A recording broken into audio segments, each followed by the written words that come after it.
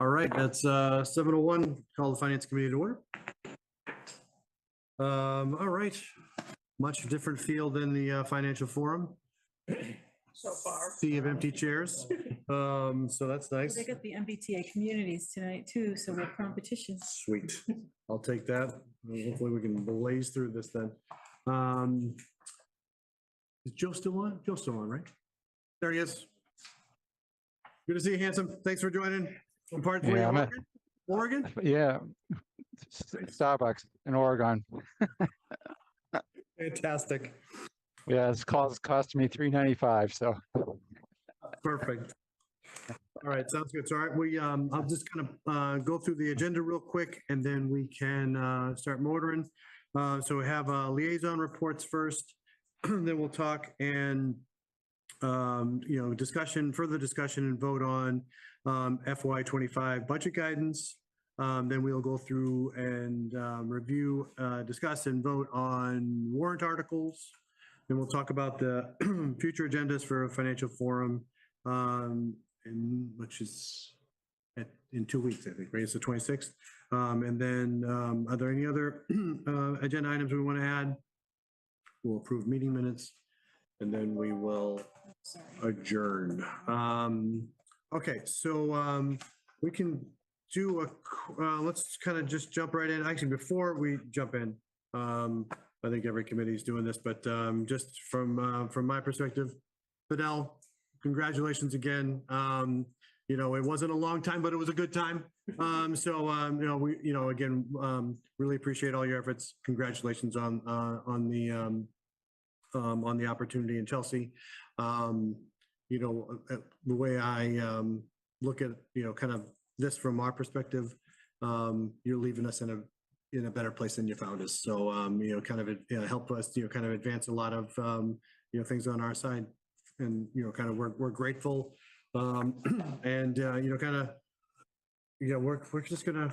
I mentioned to you before, I think we got some chains. We're gonna change the chair as long as we can. So and leverage you as much as possible. But thanks very much for everything. All right, so with that, we'll just kind of go around and do liaison reports. I will start with Mark. I don't know. Excellent. Mary Ann?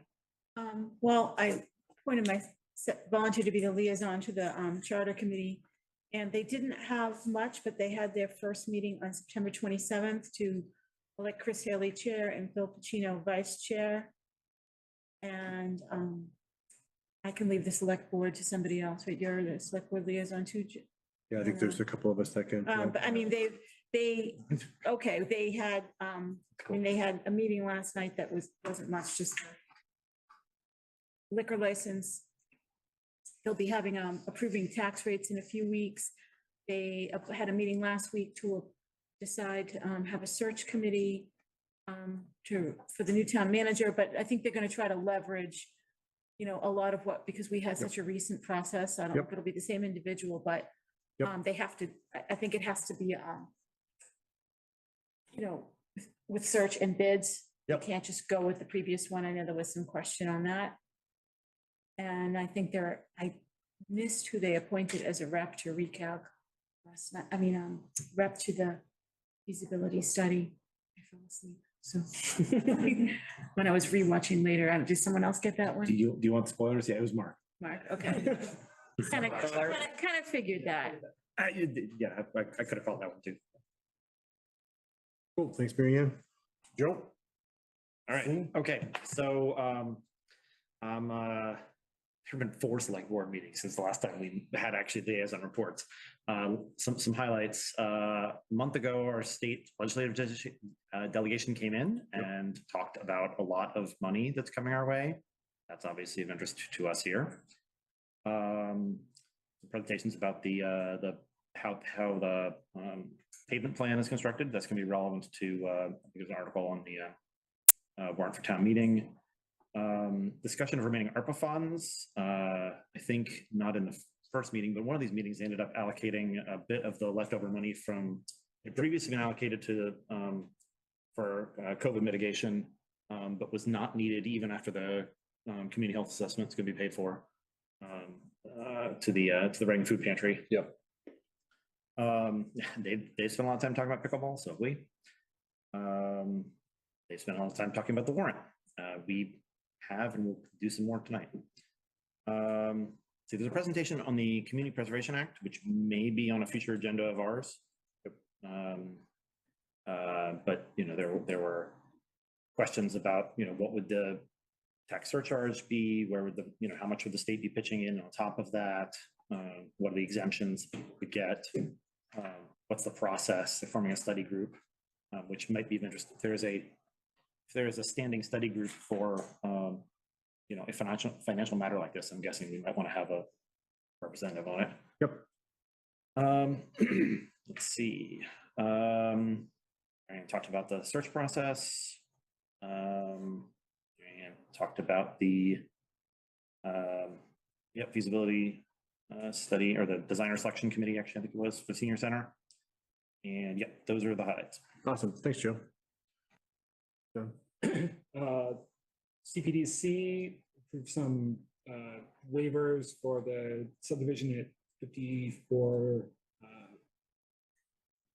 Beacon Street, Oh, okay. like sidewalks and curbs, sidewalks in the neighborhood. They don't have to put new ones in for that development. Recalc has issued an RFQ for a firm to design, do a feasibility study on the senior center. There's going to be a committee to review those. I think that the RFQ closes on the 26th. There's going to be a committee to review those proposals. We don't have to appoint anybody to that committee. Recalcs has appointed Michael Coltman, pending him being willing to do it since he was in the meeting. Blessing to everybody. Show up for stuff. Exactly. Emily? SWAC might have had a meeting that I They missed. had no quorum, so they had Yeah. to skip it. Okay, I was like, I couldn't find it, so great, that makes me feel better about my internet skills. But I did talk at length with Jenna Fiorenti in Community Services, mostly about pickleball, but also about some other needs and recreation around Bancroft Ave tennis courts are in disrepair and are maybe 8 years past their recommended service time, and little concern there if those have to go down and then Memorial becomes even more contentious for space. So thanks. That's those ones at the high school, right on the back of the. Yeah, the on the back varsity of- courts. Are they part of the park? They are borderline. It is unclear. So Okay. she's trying to figure out how we can best get that deferred maintenance undeferred and as undisruptive as possible to people using it. I think that's it. Andrew? Jeffrey? So let's say I'm public safety liaison and I signed up for the Citizens Police Academy, which is a great experience. Hey, congrats. That's nice. Hey. Talking about things like the new weapons that how much better they are in terms of. Oh, that's awesome. Oh, terrific. But so school committee, let's see, the Killam School, is still progressing. I think they're looking now for someone to design the school. There was talk about transferring a section of the tennis courts and whatever from the school committee to the town, which I guess, Fidel, you said you're going to talk about that in order to make it eligible for a particular grant. Okay, sure. I haven't heard that they've made any settlements on the contracts yet. That's still underway. MCAS results came out. There were some good signs and some things to look at. One of the things that caught my eye, or a number of people's eyes, I think, was the discrepancy between the scores in the two middle schools, which, they ought to be this, but yeah, long saga. See, was there was one more thing I was going to say, but I can't remember it now, so. Oh, thanks, Jeffrey. So just on my end, most of the meetings that I attended, everyone's kind of covered. Only, we haven't had a meeting on the Killam school building committee. God dang it, I always get it wrong. KSBC. I always want to go alphabetically. KBC, yes. So we haven't met, but Jeffrey, you're right. We are at the request for services for the designer. So that's kind of where we're at now. We meet in a couple weeks, October 30th. And if you don't mind, No, I don't mind at all. Mr. Chair, so we received the request for services were due today, earlier today, and so this is out of the press. We received 4 proposals. We will be loading them on our website on the page, on the Killam page, but they are from Raymond Design Associates, Studio G Architects, Lavelle Bressinger Architects, and Feingold Alexander Architects. And I will share that with the whole committee. Awesome. That's great news. Boston area architect? I assume so. Yeah, I'm not sure. Excellent. I remember the other thing, Ed, was that someone had proposed to put a dog park next to Birch Meadow. Oh, that's right. Yep. No traction. Attraction, Voted yeah. down, yeah. Cool. And so that was on the Killam School Building Committee. And then just to kind of echo, I think both from Marianne and Joe on select board, you know, kind of 2 pieces of it just to be able to, you know, kind of accentuate and highlight. Couldn't have been more thrilled with the school committees, not school committee, select boards vote to allocate the money for the food pantry. That is exactly the kind of, you know, kind of unsung and, you know, kind of well-needed, you know, kind of service to be able to do. It was a no-brainer. Mark and I were in the room for that one, and it was, you know, just kudos to the select board for, you know, for that. It's, you know, it kind of warms your heart when we're doing those types of things. So I was really happy with that. On the CPA, Community Preservation Act, a really great presentation. Definitely something I think that, you know, we should, you know, kind of take up at some point as it progresses through. I've learned quite a bit in just in the amount of time that that they were there kind of talking through it. It's kind of demystified a lot of stuff as far as what the commitment is from, you know, kind of an individual household. It was a lot less than I thought it was going to be. So I think but the return on it for the town is actually, you know, pretty significant. And so definitely something worth pursuing. And I think, you know, the education around that is going to be key, just like everything else, when you have to kind of go to the voters with it at some point in time. But, you know, again, it's something that I think it's a pretty, you know, kind of a responsible endeavor for the town to pursue. And if you folks haven't got a chance to see that presentation, and I can't remember the date and I can't quote it, Joe will probably know, he'll rattle off in a second.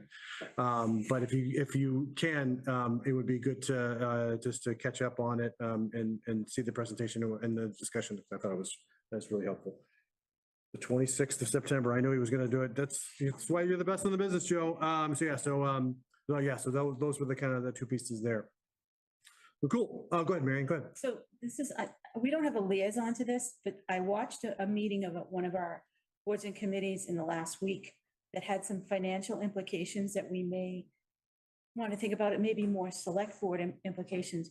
So I've been watching Council on Aging because I've been curious about how and if they're going through the huge amount of, Elder Services is going through the huge amount of ARPA money they got. And it sounds like, unless I'm misunderstanding what Jenna was saying, there is no way they are going to go through the 600K that they got, and that they might be coming to the select board in November with, I don't know about reallocations or some other suggestions. People on there were making ideas like, oh, well, can we get the heater system or a new bathroom or whatever?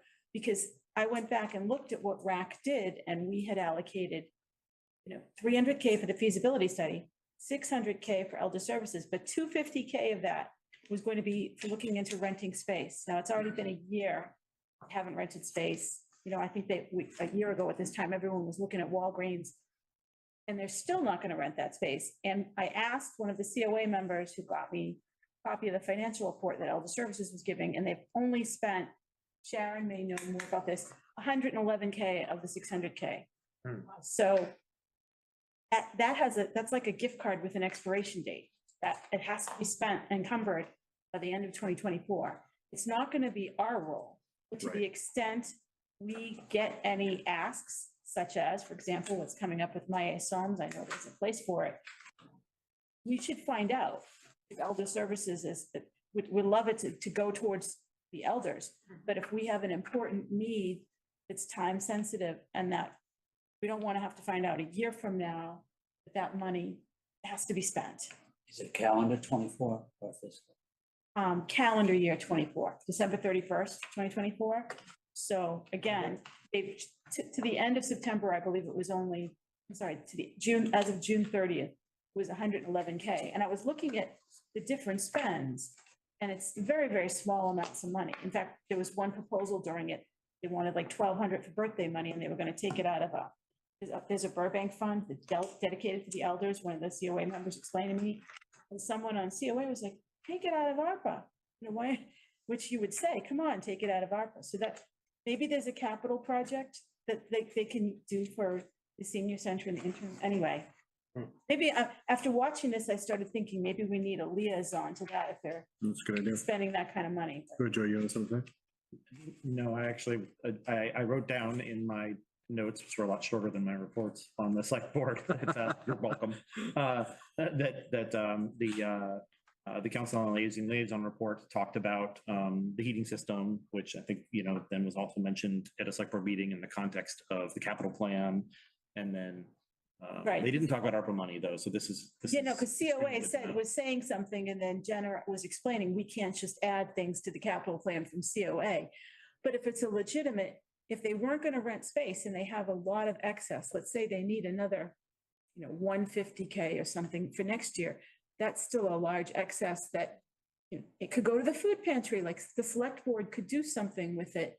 But the select board to me ought to know sooner versus later.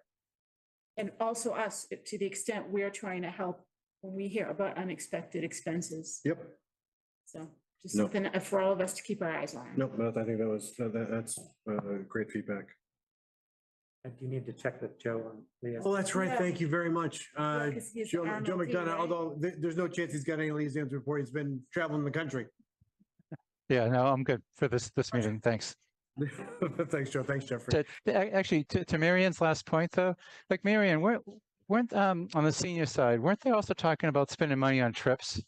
Like, you know, bus trips and like, you know, food and like additional thing, lunches. Wasn't that supposed to be where some of the money was allocated? But Looked at the list, the COA gave me the, you know, the form with it. And they have spent some money on food, certainly. I've looked at pleasantries and there were trips in August and September, like I think this month or September, October, they were going to go to the Prudential Center. There really haven't been as many trips. They definitely early on subsidized some, but it's not like I'm seeing a trip a month. And some of the trips I've seen are, well, the van has a limit of 14 people and after Reading signups, we can have North Reading signups. So I don't know that they're having as many. It's a good point. I don't know that that's still gonna, unless it's. Yeah, it's a lot of trips to make up that, yeah, money. Yeah. Okay, thanks. Yeah. Spend 600K. Yeah. Yeah. Everyone gets their own van. Awesome. Cool. All right. Well, that's good. Thanks for all the reports. That's it's really good. I'm glad we're doing that. It kind of keeps us all kind of you know, kind of up to date and on point. So appreciate that. So next item is you know, I think the exact wording in our agenda is vote on FY25 budget guidance.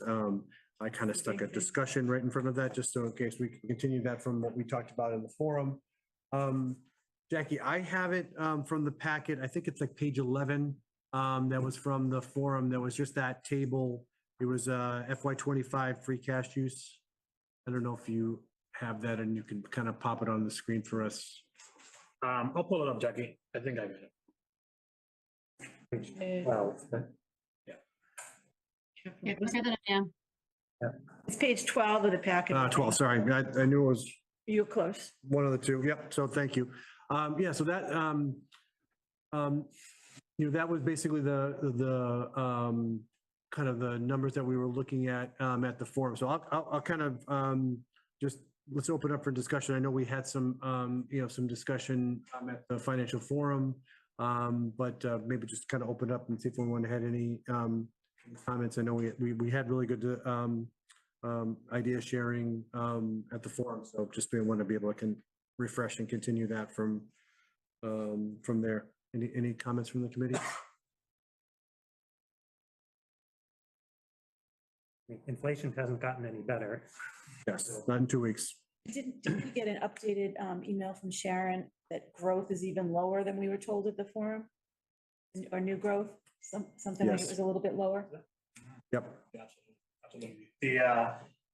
That so far affects FY '24. So will that growth decline continue into FY '25? I mean, it's probably very likely.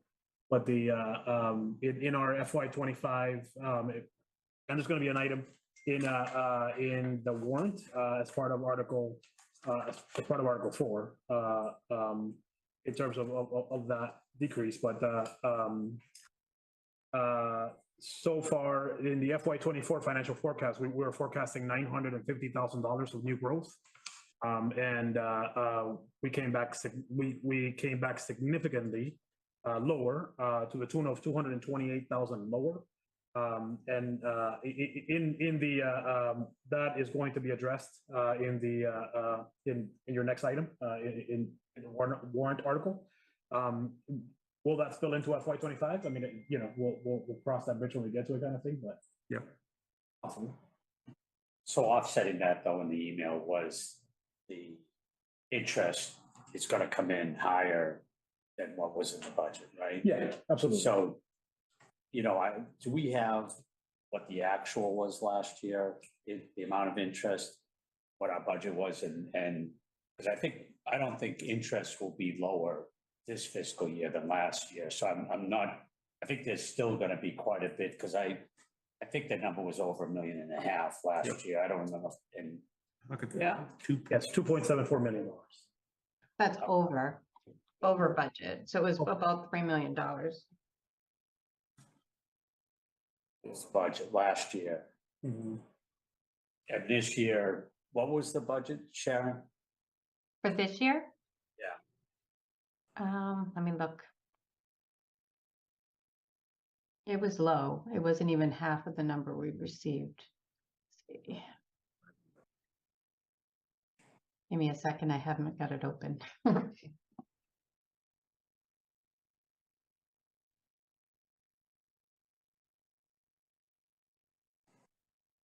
Did I provide that in the packet, the financial forecast?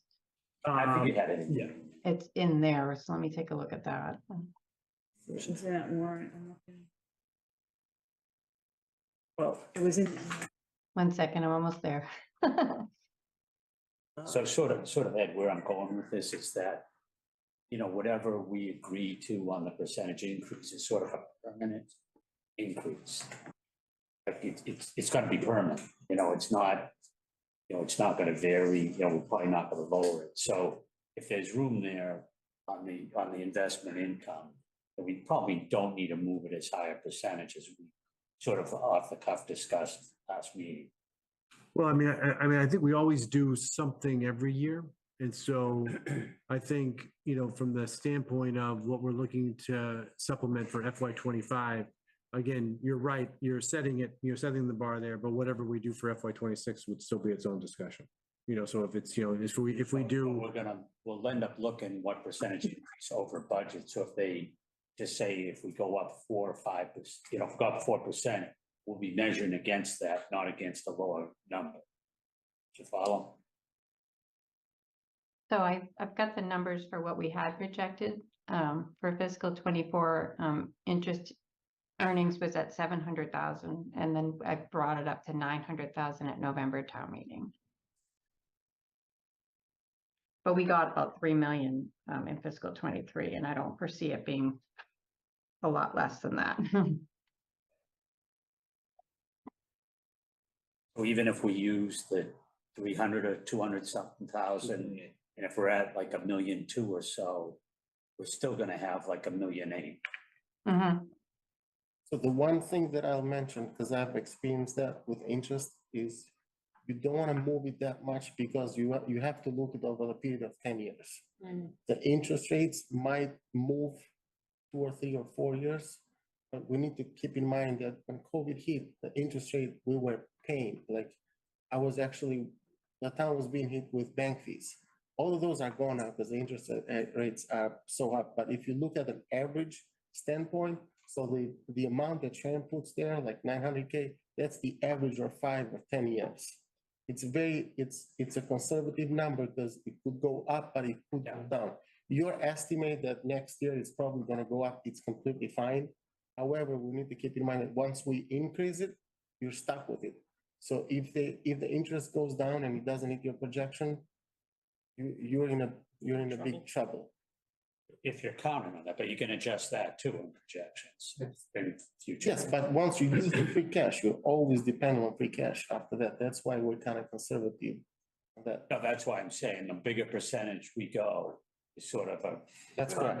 New baseline. Yes. That's correct. And then if we have, if we have the interest and if we have, we sort of have a, 500 to 700,000 budget shortfall every year outside of the schools.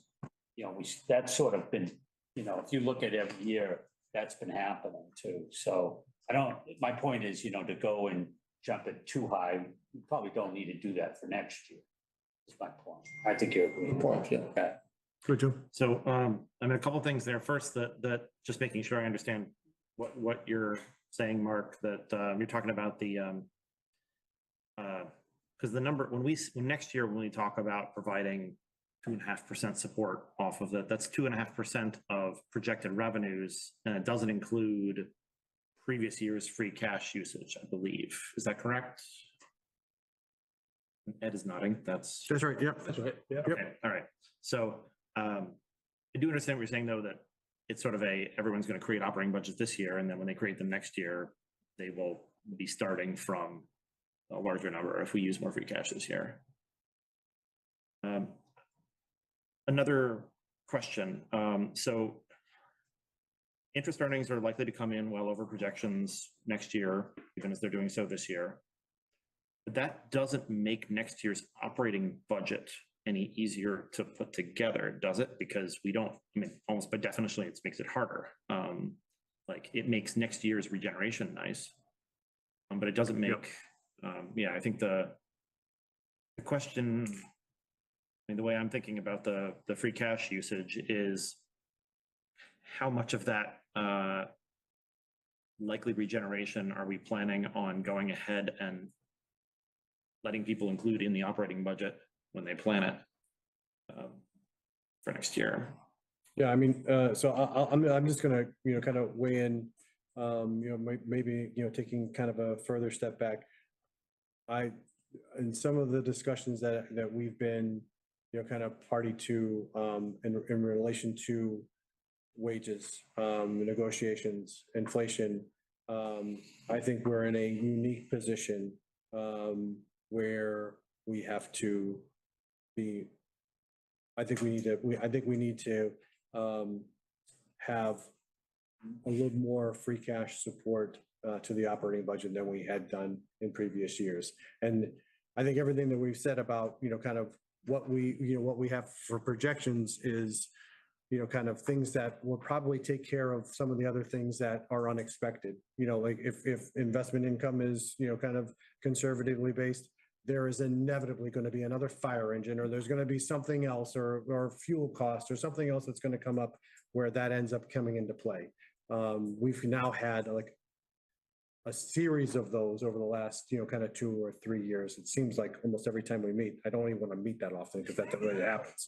But, what I mean? So I think that's some of the nuance and where Sharon's skill kind of comes into play in that, we're having that amount of conservatism in the budgeting process and the forecasting allows for us to be able to manage surprises. And we just seem to be having more and more surprises. So I think your point, Mark, is I couldn't agree with it more. I think it's less so for what we need to do as far as free cash usage and more so for giving the town flexibility to be able to manage some of those expenses or surprises from that perspective.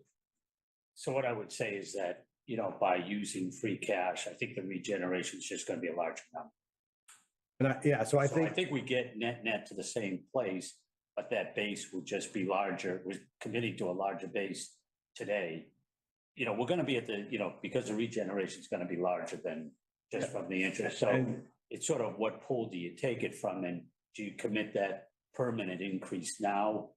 Or do you wait a year, or, I'm Yeah. not saying that we shouldn't go, I didn't say we shouldn't go up, but I'm just saying, do we Yeah. need to go, you know, to the bottom of the scale. yeah. Yeah, exactly. No, and I think that's, you know, and I think that's, and I think having that kind of, you know, judicious look at it is a positive. You know, again, and I think you're kind of saying this, the thing that we kind of always preach. If we do this, then we are impacting what we regenerate. And so, so there'll be a point where we start to go in the other territory where we aren't regenerating as much. And that's, I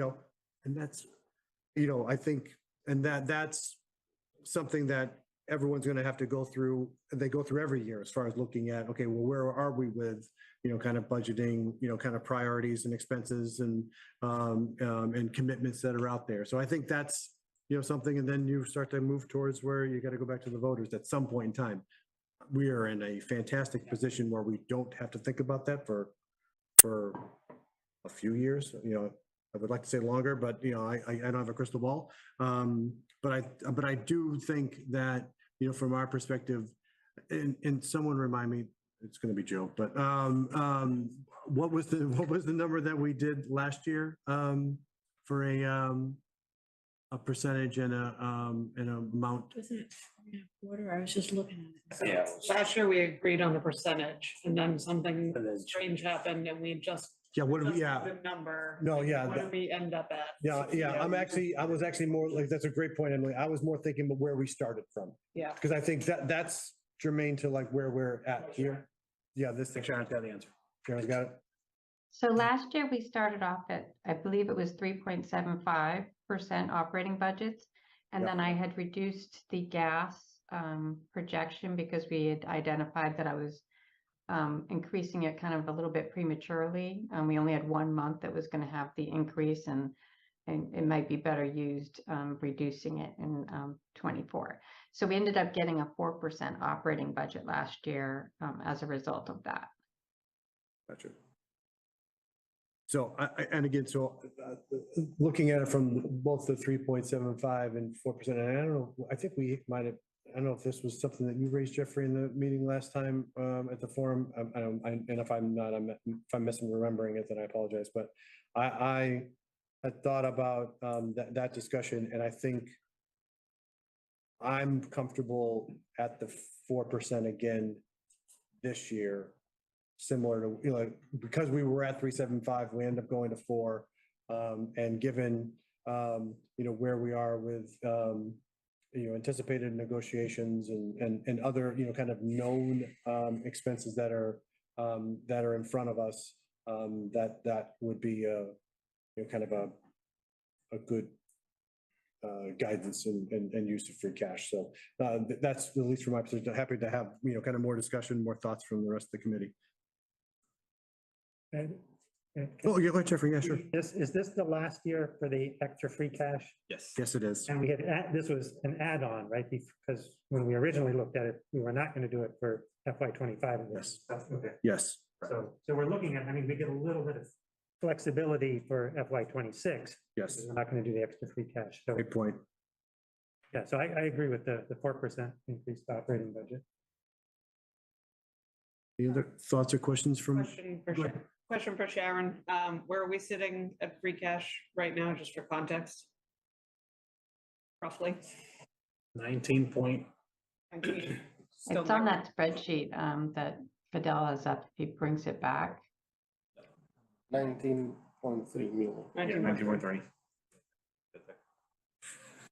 We gotta see it. We gotta see it. Everyone's, oh, yeah, now we see it. Okay. It went down about 600, 700,000, somewhere between there. What's- But I'm also in the process of getting it certified, so that's an estimate. It could be higher, it could be a little bit lower, depending on what DOR deducts or, we also, at the time I did this, hadn't really incorporated any funds that we received from June 30th to September 30th that had deficits at year end, they would normally be deducted from free cash. They would be not deducted if we received reimbursement by September 30th. So that number can flux a little bit. But at the time I did this, that's where we were at. I mean, and again, we've had a lot of conversations about this, but the fact that we're at 19.3 million versus, and down 600, only, there's a 600 grand, from FY 22, given the amount of use that we had, for a lot of different things in FY 23, I think is a real positive. And so, which gives me less pause about, kind of the 4%. But again, happy to have more discussion or thoughts from folks on the committee. Adele, can you go back to the, Back to the free cash number? yeah, thank you. I'm glad you knew what this meant. It's really perfect. How are we gonna replace that? Sorry, mind reader over there. Be sure to include that in the search criteria. Answer those.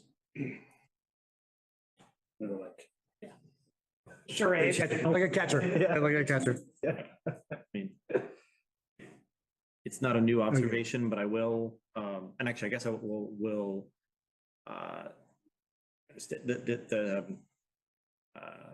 we are in a unique position because of a bunch of contracts turning over. I do want to make sure that we don't tie that school and town's hands, when they're navigating that. Yep.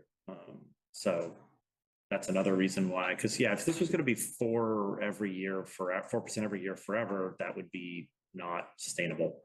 But it does look like FY 25 is unique in this case because of the contracts are all being renegotiated. Yep. Sharon, do you know how much the 4% equates to? Yeah. Right there, that's 3, or wait, no. No, in total dollars. Yeah, it's 4.26. $4.26 million. Yeah, it's the first column. So it would increase the budgets by 4. Yes.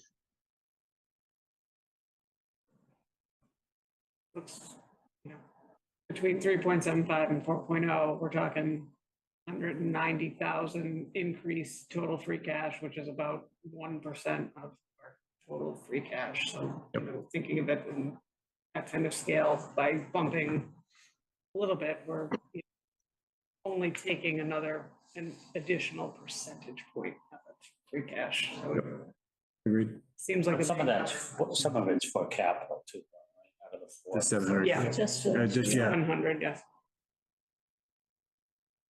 Yeah, and the capital that is before you, FY 26 is balanced without that in there, without $700,000. Got it. Any other questions, comments? Yeah, Ed, it's Joe. Yeah, sure. I generally agree with the 4, but the only thing I'm worried about longer term is just like the base. Like I agree with Joe's point that we should support some of the wage pressures that we have right now and inflation, all that good stuff. But yeah, we have this base that is going to continue to grow, right? So that it's probably not as much of a problem this year, but it could be at some point. So, but I'm supportive of going to 4% for the operating budget. Yeah, I mean, and I think that's, where I go back to on that, Joe, and I think it's a great point. It's a great reminder. I just have a lot of faith in how, the town and schools go through this. And they, it's not like this is, that we have, kind of a history of being overly ambitious or aggressive or what, I don't know what the right adjective is, but I think from that perspective, I just have a lot of faith in that, and their history kind of proves that out. So it's definitely kind of going to create a harder situation from FY 26, but that's the situation that we'll be in, and we won't be alone as a town in that. Can I just ask a question on? Of course. With the collective bargaining, the pace of negotiations with the town and the schools, are they kind of waiting to finalize based on us?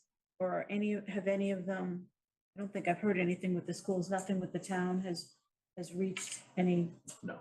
final points. So some of their final negotiations is going to be dependent on what we do tonight, maybe. I think that, without disclosing too much, I think the conversations are ongoing. I think if we are put into a position where we've got we have to meet a lower number, I don't think the unions are gonna care. Honestly, I think we're gonna be forced to basically find that elsewhere. Yeah, and I think, and I think that's, Marianne, it's a good point, and I think we want to be able, I think we've been educated enough as far as what some of the other priorities are, that I don't think we want to rob Peter to, you know, and I think But what this they're is doing. ultimately going to set a cap and what they can negotiate. I think a cap already exists, you know, for lack of a better term. I mean, This is a real cap. yeah, but I also think, you know, from their perspective, that those negotiations are gonna take their own, you know, kind of life cycle. But I think for us, you know, knowing that they're out there and, you know, kind of standing behind the folks that, you know, kind of contribute to the town from a workforce perspective, I think this is, for me, it's again, not setting it 5 or 6 or 7%, but like, you know, something at that level, but at enough that. Crazy. Yeah, but no, I mean, but like, so we're not talking about to that degree, but I think to the degree that we are, kind of aligns our priorities with what, you know, how we value, you know, the folks that are going to contribute to the well-being in this town. So that's why I feel comfortable with it. And, you know, I don't envy Fidel and Tom and others that are, you know, have to do some of these negotiations, but that's, you know, again, you know, that's kind of what, you know, that's the division of labor from that side. Any other discussion, any kind of move to a vote? McDonough, god dang it. Come on, Joe. Yeah. Is his hand up? Yeah, no. I just gotta roll call it. I had to write all the names down and I got a ticket. Okay, so I need a motion. You're looking for a motion. I need a motion. So move to recommend use of free cash to support the operating budget of $3.56 million and $700,000 free cash usage for extra capital, which amounts to a 4% support for operating budgets. Thanks, John. Perfect. All right, so we'll do the roll call vote. Joe McDonough, Yes. Mark, Yes. Marianne, Yes. Joe, Yes. John, Yes. Emily, Yep. Andrew, Yes. Jeffrey, Yes. Ed, yes. 9-0 for that recommendation. So perfect. Thanks, everybody. Great discussion. And again, I'm another proud moment where we can support the town and schools. So I'm happy with that. All right, now we're on to the real fun part of the evening, talking about warrant articles. All right, so you're gonna run us through, Fidel?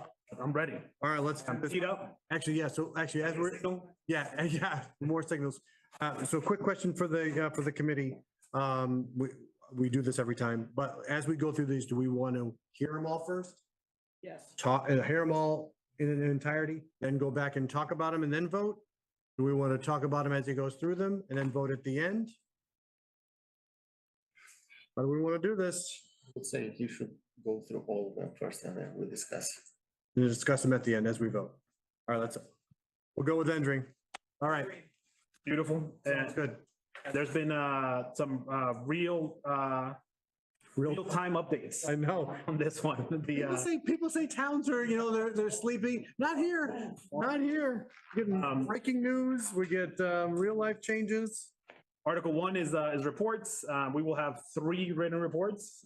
We will not have any verbal reports at town meeting. The school department, if you recall, they had a townwide nice mailer that was like a status on schools. That is it's happening again. The superintendent is targeting to send that to every home in Reading before town meeting. So Oh, nice. that's yeah. That's gonna be really nice. We're getting a written report from the Killam School Building Committee. We're getting an update from Andrew McNichol on MBTA communities. And we are getting an update on recalc and their process. Article 2 is instructional motions, which is deferred until last night. Article 3 is where the financial matters begin. The meat and potatoes, if you will. The first is the amendment to the capital plan. First off is my favorite subject of all time, which is trash cards. I love them trash cards. There is a line item here for $900,000 to approve trash cards. We had a forum in the select board room. We had a lunch and learn at the senior center. We continue to talk about those things. So Article 3 is amendments to the capital plan. It's the ability to basically change that form. It is not necessarily a request for funds. That happens later. But as a total, I guess I'll focus on FY24. So $900,000 for trash cards, $200,000, and there's an article associated with that, with both of those. To pay for the paving on Grove Street, which FinCom all heard about, and I believe directed that we go to town meeting for this. There's also 2 line items for DPW. We have received a lot of requests to install a flashing crosswalk, if you will. They're called RFFB, a rapid beacon crosswalk on Salem Street at Memorial Park. So that's $40,000, and we are requesting $20,000 to do traffic signal upgrades on Salem and Main. We are asking for $300,000 for additional road paving, and there's going to be an article on that. We are reducing the Rice Playground improvements that was in capital plan by $140,000. There'll be an item of that. We are requesting $85,000 for a fire passenger vehicle. If you recall, as part of the budget process in FY24, the fire chief went before the select board and FinCom, and we talked about taking the captain out of the fire truck, if you recall, where allowing the captain to not be assigned on the fire truck, and allowing the captain to be more of a response individual. The captain now needs a vehicle. And that was always the plan. It was the phased approach of that rollout.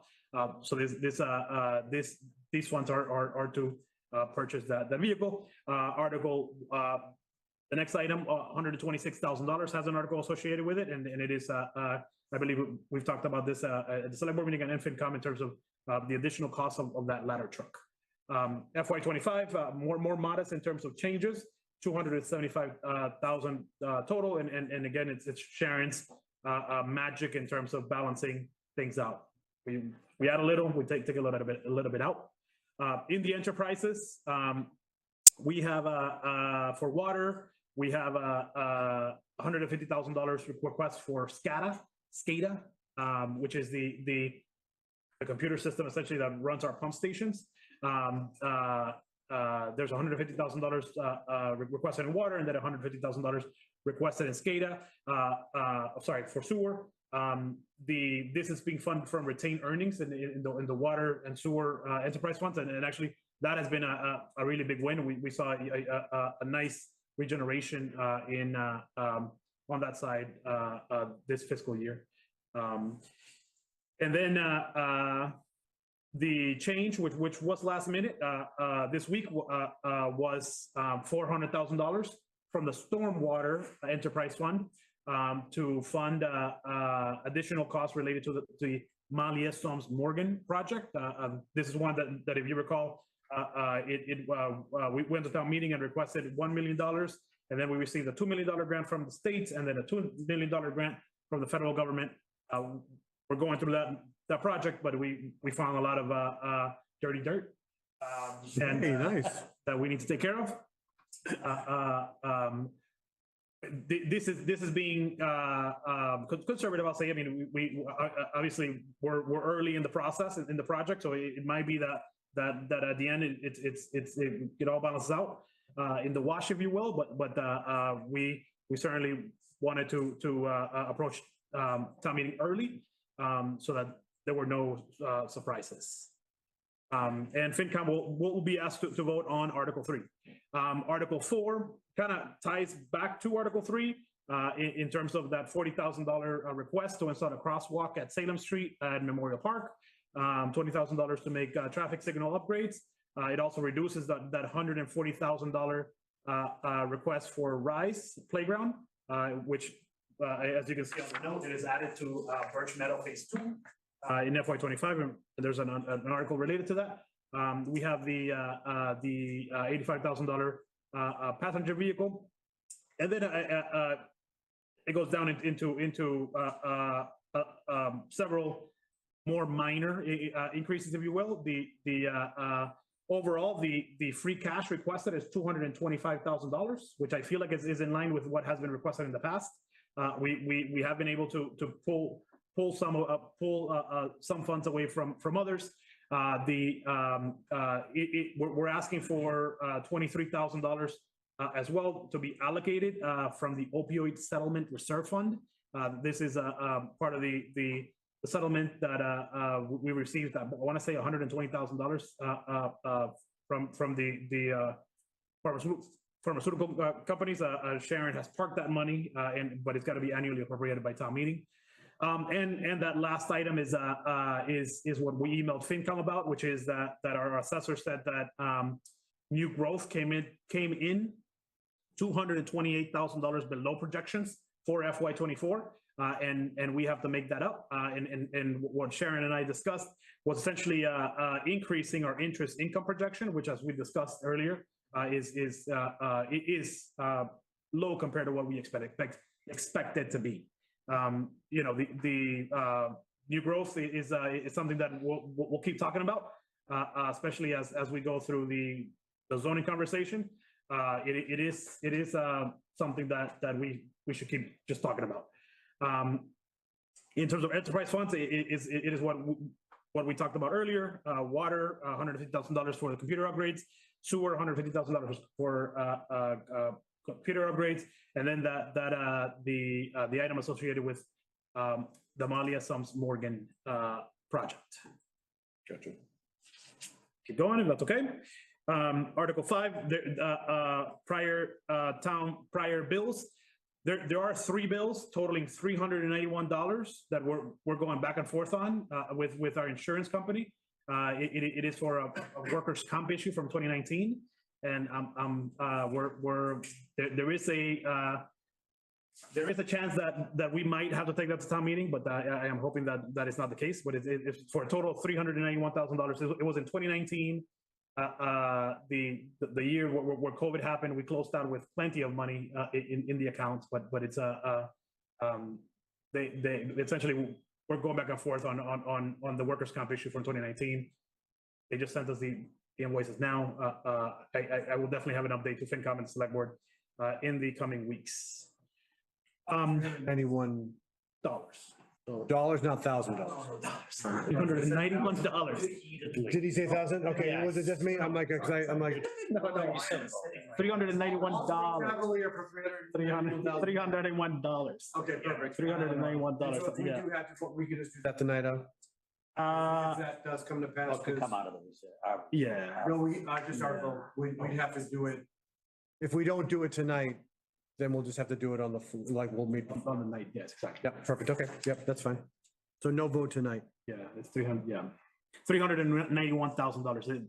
The point that I made about $1,000 is that we closed FY20 in that account with thousands of dollars available. But the $391 of the invoice is what we're going back and forth with our insurance. Perfect. That's, yeah, I just want to make sure that I had the right suffix at the end of that. Right.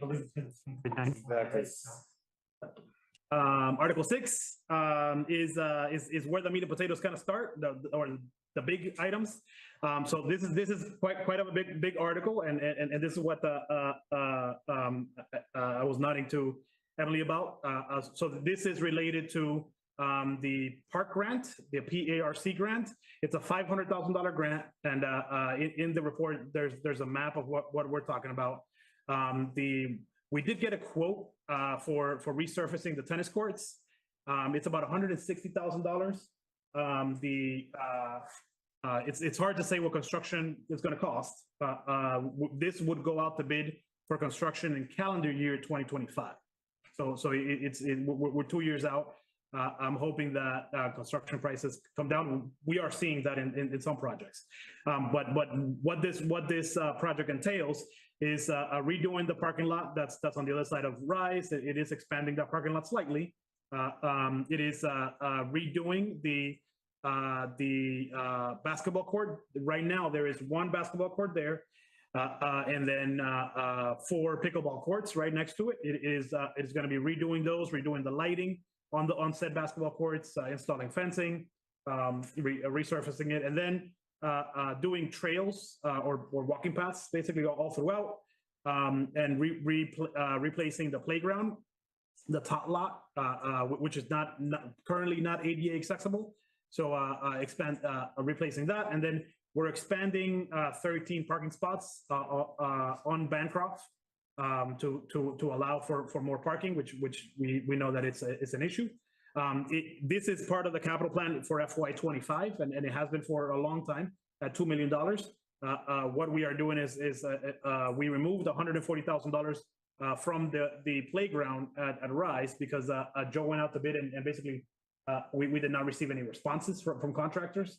And he thinks that it's just because it's too small a project for anybody to bid on. So he is going to basically attach the resurfacing of the playground at Rise with this project. We're going to increase the budget to the equivalent of $2.14 million, and hopefully get it all done. If we do receive that $500,000 grant, that is on top of the $2.14 million, which would provide a very nice budget for the project. It's a 4-part grant because it's a 4-part article because of what Joe alluded to. The property right now is partially owned by the town, partially owned by the schools. The school department voted to declare that property surplus, subject to receiving said grant.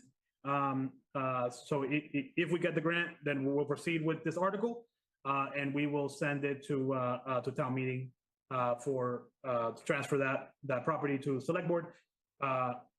All of the property, and I think the school committee covered this, all of the property that surrounds the Birch Meadow complex is town land. So like the property where the football field is, or the baseball field is, all of that is town land. It's not school land, which at the end, we're all one entity. So it is a big article, but I hopefully it's not something that is a surprise. I hear there's going to be a former FinCom member that's going to present. I'm sorry, a former recreation member that's going to present this time. I haven't been asked yet, but I'm sure. So when we vote on that, we're not voting on each part. We're just voting on the article in its entirety. Correct. Yep. And you are voting on it because one piece is allowing the debt authorization of $2.14 million. Yep. Gotcha. Sorry.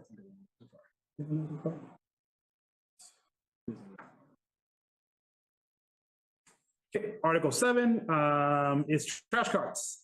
So Article 7 is a two-part article. The first part is the creation of a solid waste revolving fund. So like our recreation revolving fund or other different revolving funds that we have, this new revolving fund is going to be the recipient of any lease of the second trash barrel as we have in our current proposal, or the sale of overflow bags. They will go, any proceeds will go into this fund. And as you can see, it will be used to offset the increased cost of trash. This is something that we checked out, and that there's other towns that are doing, that have these in place, including Belmont, Burlington, and several others.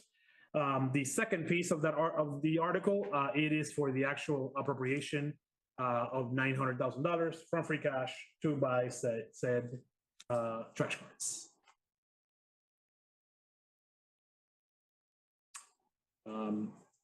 We go to Article 8. It is the ladder truck article, which is essentially that the ladder truck that we bought in March of 2022. We got a call from the vendor in August of 2023 saying that they needed to charge us an additional $123,000 because the costs were going through the roof. We had several meetings, myself, the fire chief, our legal team, obviously, and of course, it is a terrible situation. We were not happy about it, but the company is Seagrave. All of our fire trucks are Seagraves. There's only 3 manufacturers in the country of fire engines, fire apparatuses.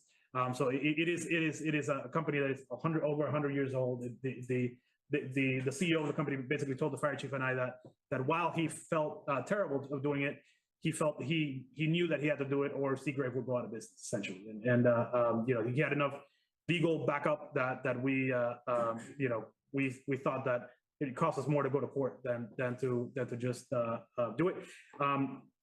What we negotiated was 3 items, and it is in the warrant report.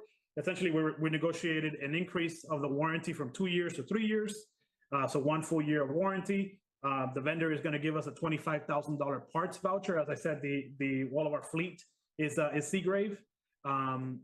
We have 5 other Seagrave trucks, and that should hopefully offset some real costs in terms of future maintenance.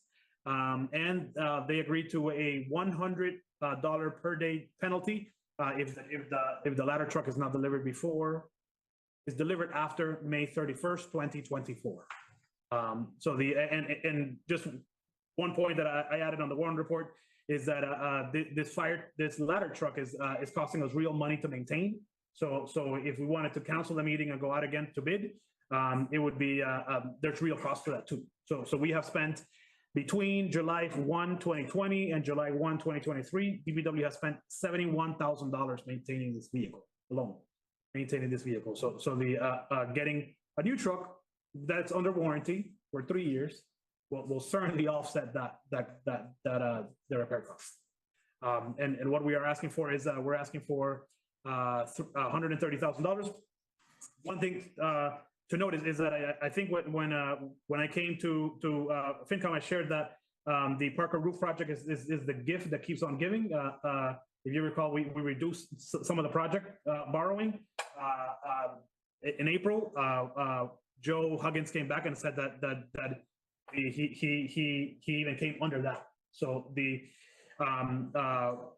we are going to fund this $130,000 from the proceeds, the borrowing proceeds from the Parker Roof Project. And the project is fully done. Obviously, the Parker School is fully occupied, and no issues with the project. Nice. Very nice. It wins up sometimes. Article 9 is the cost to pave the parking lot on Lot 5. I shared with the select board that we went out to bid and with FinCom as well. The low bid was $170,000. We want to have a little buffer in there, so we're asking for $200,000, and we are asking to have that funded from free cash. One thing that I added onto the warrant is that we received a $150,000 earmark from the state that was offset the purchase price of the land. So, you know, in theory, that we had already turned back some of that money to free cash. And I believe I put a picture, yeah. There's a picture of the parking lot in it. And that is a real number. We have a contract signed with a contractor to build it, pending appropriation from town meeting. Article 10 is the article related to paving. And this is really how we're going to frame this and present this at town meeting is it's a purchasing power article. Basically, what we receive for paving is just not going as far as it used to. So in this chart, Ryan came to the select board and basically presented that. See if I can make this chart bigger. Is it the 70% thing? Yeah, the score. Yeah, the PSI, the paving condition index. You're right. Yeah, there. Sounds about right. It sounds good. So basically, the town had been funding paving $500,000 each year, plus we get Chapter 90 number out of the tune of $500,000 too. So that's about $1 million. And as you can see, for that $1 million, if we continue spending that $1 million at the same pace, our number is going to go down. We could go up to $1.5 million, but maybe we're saying maybe that's a little too high. So what we're asking is to basically bridge to $1.3 million. And what that is going to do is that is going to allow us to maintain at a 79 score, which is essentially that paving in particular has the prices have gone up significantly, and what we used to do for that $1 million we just can't do. So it needs a little bump to maintain where we are. So we're asking for $300,000. We are asking for this from the 40R incentive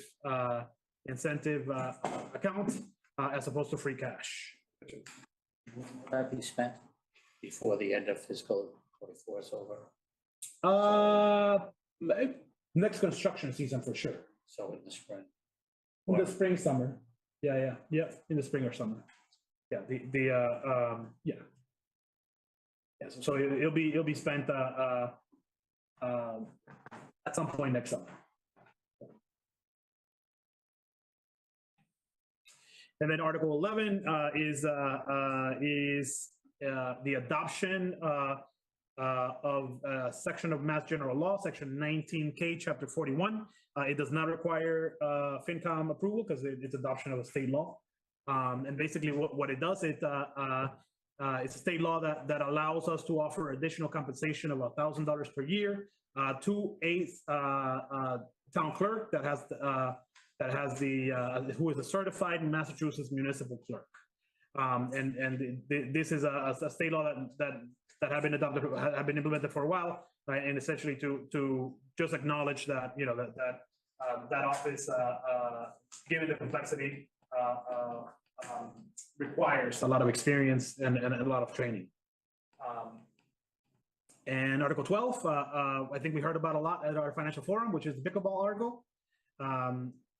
The FinCom does not have to vote on it. You certainly can if you'd like to, but it is a citizen's petition, and it is requesting transfer of $200,000 to pay for 8 temporary outdoor courts. We have to vote for this then? It's a citizen petition. We don't have, it says no report. You can. Oh, no, Yeah, so, but I guess I'm curious, I'm like, regardless if it's so they're gonna, the citizen position, they're gonna have to go to town meeting anyways to request approval because town meeting, and I'm assuming because there's money attached to it. So because there's money attached to it, I don't know why we don't have to provide a report. So I'm just gonna step in and this is our last article. Yeah, it is. Okay, I'm just gonna hang on this one just for 1 second. Sure. And then we can go back and have a further discussion on it if we decide that we do want to, but I think that we should. because of that, but I'm interested in hearing someone say otherwise if they had a different opinion. I mean, I guess, my take on this is that really this is kind of jumping the line on the funding, right, the capital plan. So it really needs to be, town meeting needs to say, yes, we want to jump this forward. I mean, 200,000, if we're talking about millions in free cash, I mean, that's sort of like, sure, if you decide you want to do it, the money is there. That's not a big, But doesn't, feel like that's not a big, I think we wherever it have, comes from, it's like, it's not a big amount of money. Yeah. But it's really a procedural and is priority question, which is less what FinCom weighs in on typically. But then, you're saying jumping in the capital plan, it was in the capital, not at this location, but there were courts in the capital plan. So I didn't understand, that was going to be one of my questions back on changing to the capital plan with Birch Meadow. If you're taking those courts out, was there a money value was assigned to them? And that you can just, but do we have to list things that are removed even if there's no money being assigned? Because they were there at some point, right? No. I mean, Kind They were, they, Well, you yeah, bring they up are. the FY '24 plan, they're listed. Yeah. no, they exist today, though. Emily, they're there, so they're coming out. So it's not like in a capital plan, you have something that already exists.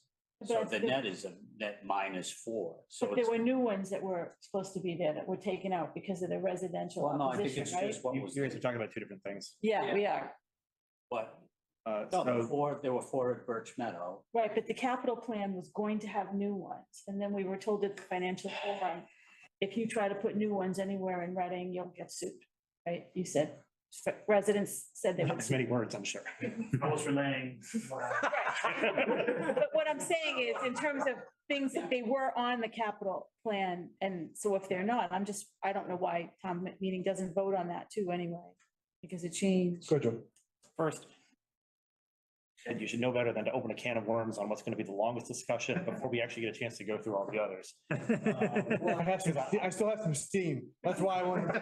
Oh, okay, all right. I'm gonna okay, lose fine. steam as we go Well, but along. it so actually, yeah. it's relevant because I've got questions on at least two other articles that are relevant to Article 12 that we're gonna have to go back and discuss now. One is the one that Marianne brought up about capital plan. So I believe that, so Birch Meadow Phase 2 was, Actually, so if there's more to this, let me just put a bit of, let me just ask this question and then we can table this. Should we vote on the article?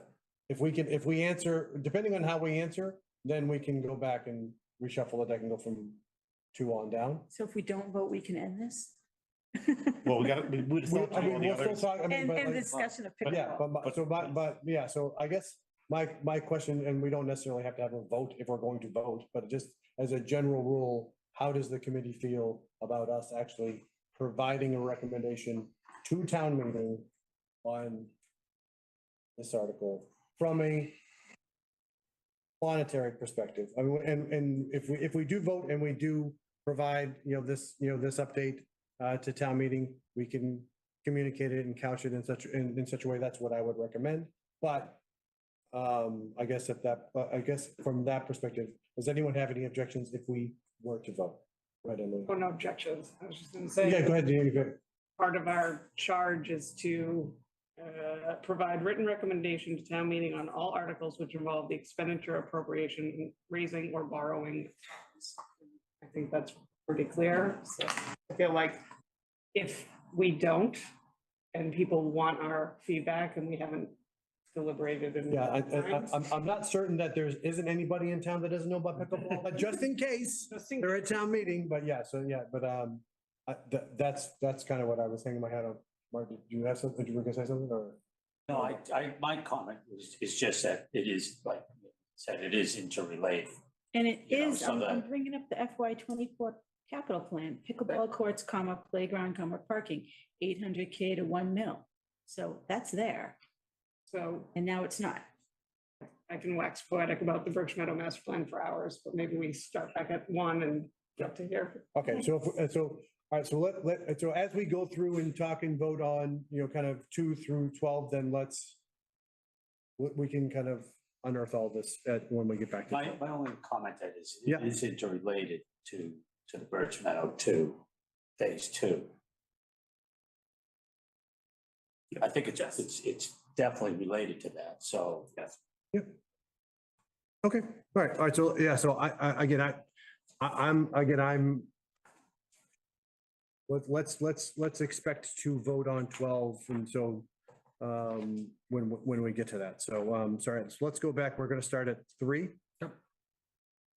All right, so, Article 3, which is on, capital plan, within, right, Yep. okay. Capital plan. Yeah, capital plan. Any discussion on any of the information within capital, within Article 3, sorry? I did have one question on the contaminated soil. I mean, thinking about where that is, it's not like we have a big industry or something that contaminated the soil. Was that like the railroad that Boston and Maine years ago dumped some stuff when they came? MBTA. Where did the soil contamination come from? And can we sue them to get that money back? Just to piggyback on that, is it a chemical contaminant?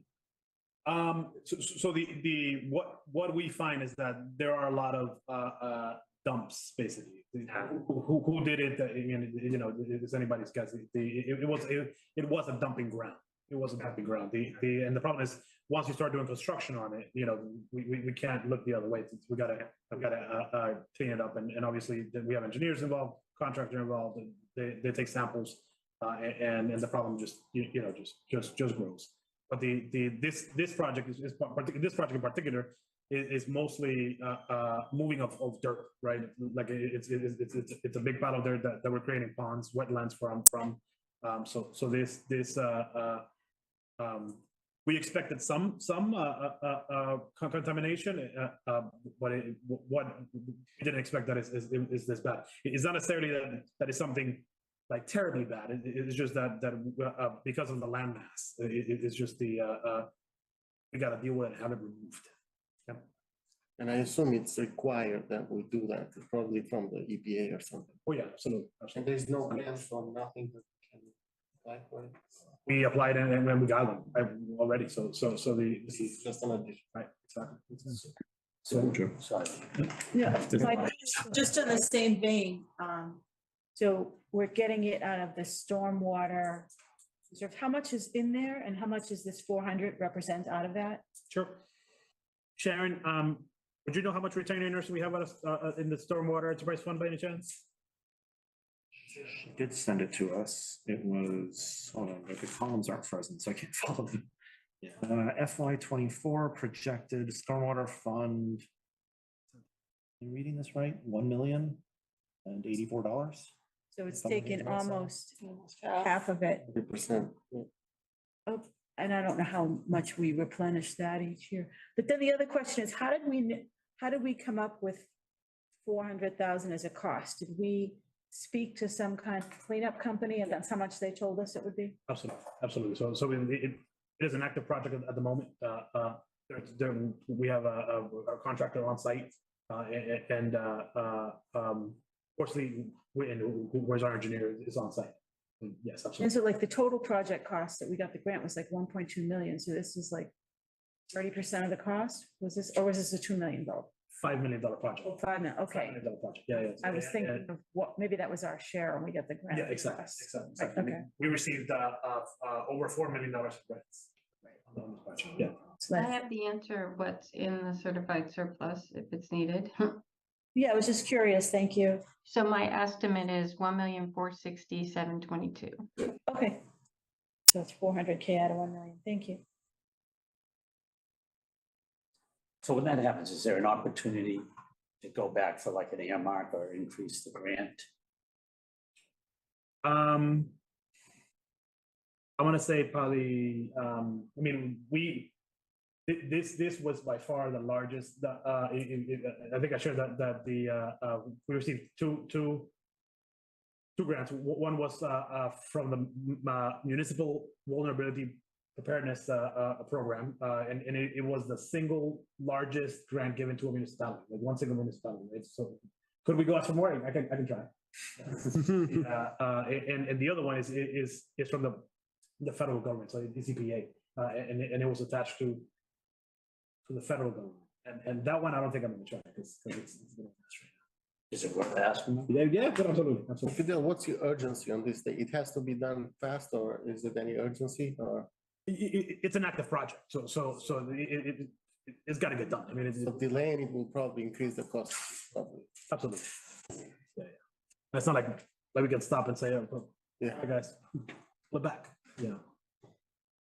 okay, yeah, I think that's it. Perfect. Any other questions on Article 3? Joe McDonough, you got anything? We'll start with Joe Carnahan, but then Joe, yeah, well, if you have something. Go, Joe. Oh, okay, so on the vacuum truck appeared to be listed twice, or rather it was listed as the truck cost going from 300 to 350, and that being a 50,000 increase to both sewer and stormwater. And I'm wondering if that's supposed to be 25 to each of those, or whether the truck cost went from 300 to 400. Sharon, would you be able to pull up the capital plan and answer that question? So I think what you're asking is did the truck increase from 300 to 350, and then it should be, instead of a $50,000 increase, 25 in stormwater, 25 in sewer. Let me double check. 600K. Okay, Oh God, did it go from 600 to 700? That's a, right, so that the share on each of them went up by 50K. That would be a real expensive truck. I mean, we're also talking about a $1 million fire truck, so. Yeah. We can phone a friend and Give me a second. I'm trying to open the capital plan. While she's looking, type A It personality. is 350 for both. So it's a $700,000. Okay, Okay. all right, okay. So yeah, so you can clarify by saying increased share of cost from, yeah, all right. That is correct, right? Type A in the note on the bottom, split with sewer instead of split stormwater. See what I'm saying? Oh, yeah, let's put stormwater with itself. yeah. I'm a lunatic, I'm sorry. So, yeah. We would never say that to your face.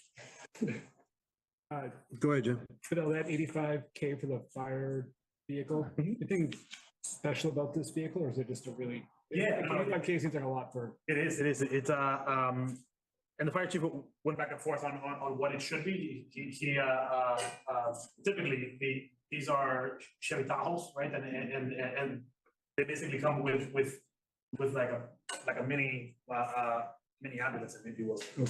Basically, the ability to have radio equipment in the back, you know, to set up a command post, if you will, like an operations center, and also we were going back and forth on whether it should be a pickup truck that can haul things as well, but what we essentially leaned on was a Chevy Tahoe that can essentially go to a scene and be the command post. So it would have all of the radio infrastructure built in. It would have, you know, the essentially the ability to act as the hub, as the operating center. All that extra equipment is included in that price. Okay. And then the Salem Street crosswalk, can we get that? Like, are those parts available? Yeah, yeah. Next year, because I mean, wow, Wall Street. Oh. Gone for a while. like it got hit. Is it? Yeah, Yeah. one on Wall Street that got hit, that's stayed hit for a long time. Yeah. I think that was a part issue. I think has been fixed. No, okay. I'll check with Jane. I know that is something that we talked about. That. If it worked, you would have used that crosswalk to get here to this meeting. They were waiting till you walked and then they quick went in and installed it. Any other, go ahead, Joe. So this one, and Marianne alluded to this too, so there have been actually several capital projects that have been brought forward by the community that I don't see on this plan. So the one obviously is pickleball. And I don't know whether the proper thing is to propose the expense in like is the thing to do to add it to the, I mean, if it's supposed to be part of Birch Meadow, or if it's supposed to be concurrent with Birch Meadow Phase 2, Birch Meadow Phase 2 is FY25. But there's nothing about that here. And then likewise, I know there was, the resident came to the select board, if I looked at my other notes, I could tell you which meeting, and asked about the heating system at Pleasant Street Center. We talked about it a little bit earlier. Oh, yeah. That's That's another easy. thing that seems like it's coming, maybe be, I mean, do things we spy out of ARPA funds end up being reflected on the capital plan? No. Probably not, no. Okay, so maybe if that's how it gets taken care of, then maybe that would explain why it's not here. But otherwise, I'd like to know why it's not here, or perhaps more generally, like, how are things supposed to get on here? Because we're gonna have a discussion about, doing capital expenses the right way, and here in Article 3, it seems relevant to the right way, so. Yeah, I mean, I would say that a lot of these are actually brought up by residents. The crosswalk was certainly a resident that made that request, and the request on Salem and Maine was a resident request. We talked a lot about the senior center, what it should be. I think there's a lot more conversations that happen, more investigation in terms of like what is the right solution, right? And it's hard to include something in the capital plan when you don't know if it's real or not, right? Maybe that's what we learned. They were with pickle. complaining about the odor, and they didn't know if it was the heating system. That was a council on aging, and then I heard you guys mention it at select board too. But I think that the person who spoke, I think, was either someone on council of aging or someone who was in that, because I was following the trace. Okay, it's brought up here, then it's brought up there, then brought up in the next thing, but it's still not. Can't say you need it until you know you need it, right? And we don't know how much it's gonna cost either, right? Like, that's also the other piece of it that. You have a consultant coming in next week, you said, right, or something? So is the Salem Street crosswalk, this is the first it's hitting the capital plan? Yeah. Yeah.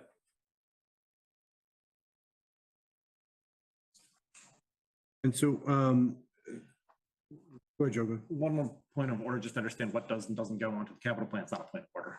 Shame on me for misusing that phrase. We're not that formal. Guilty as charged. So the proposal for Grove Street parking lot is to pay for that out of, I forget which one. Was that one? Cash. That one's free cash. Oh, okay. All right, that one's free cash. Because they had a $150,000 grant that came in And it went to free cash. Okay, that's right. I think there was some discussion about funding it some different way. And then we ended up with the fire truck. Okay, so this is really just things that are coming from free cash. Go here. Or borrowings, or moving of money from borrowings to. Yeah. All right. Good to know. And Fidel can correct me if I'm wrong, but a lot of things that go into the capital plan, there are discussions between the department heads. Yes.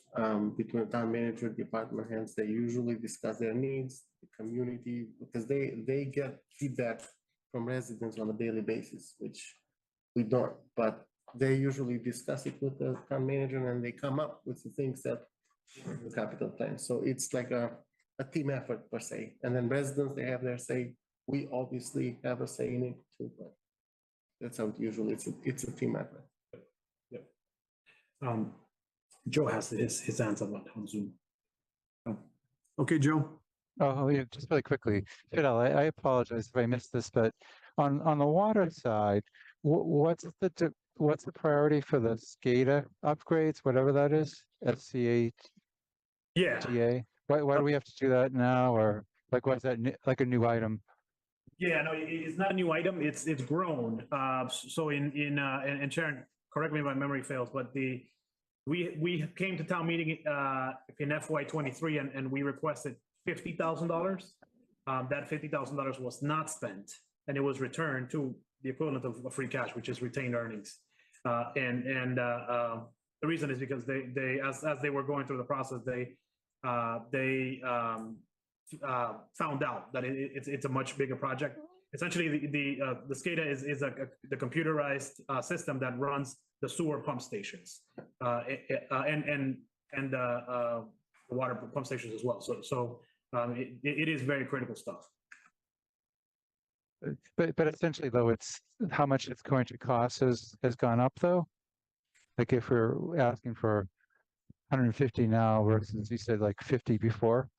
Yeah, it's both. It's the cost and also the scope of the project has increased significantly. Okay. I'll get more details. I'll send it to you. Okay, and we need it on both sides. Like it's the software used for both Yes, the absolutely. water and sewer. Okay. It is from both. All right. Okay. Thanks. Right, Karen? Ask a question. I apologize, I should have asked this. when we were at the select board, but we adopted a fuel efficient vehicle policy. So can you comment on which of those vehicles will be? So we have made a huge improvement in that. There's two police cruisers that are hybrid. I don't think you saw that. The new vehicle that we got for Chris Cole is hybrid. I don't recall if the fire truck was going to be hybrid, but we are making huge improvements on that. I don't recall. They haven't been determined yet, these are just budget items? Yes, exactly. Absolutely. Yeah. Any other comments on Article 3? And I guess we should point out that the trash barrels are on there, and that's the big chunk of this article, right? Is $900,000 for the rubbish carts, which, I mean, I don't know, to some extent, I feel like because it's such a big chunk, we should at least acknowledge it in this thing, even though we have had discussions and you know, I do understand that when we look at the contracts for rubbish disposal in other towns around here, this is something that we have certainly believe is coming, you know, whether we like it or not, and something that we need to, as a town, get ahead of. So this article is just to add to the category. It's not to, so it's the other articles to approve. So maybe even the other article actually. Okay.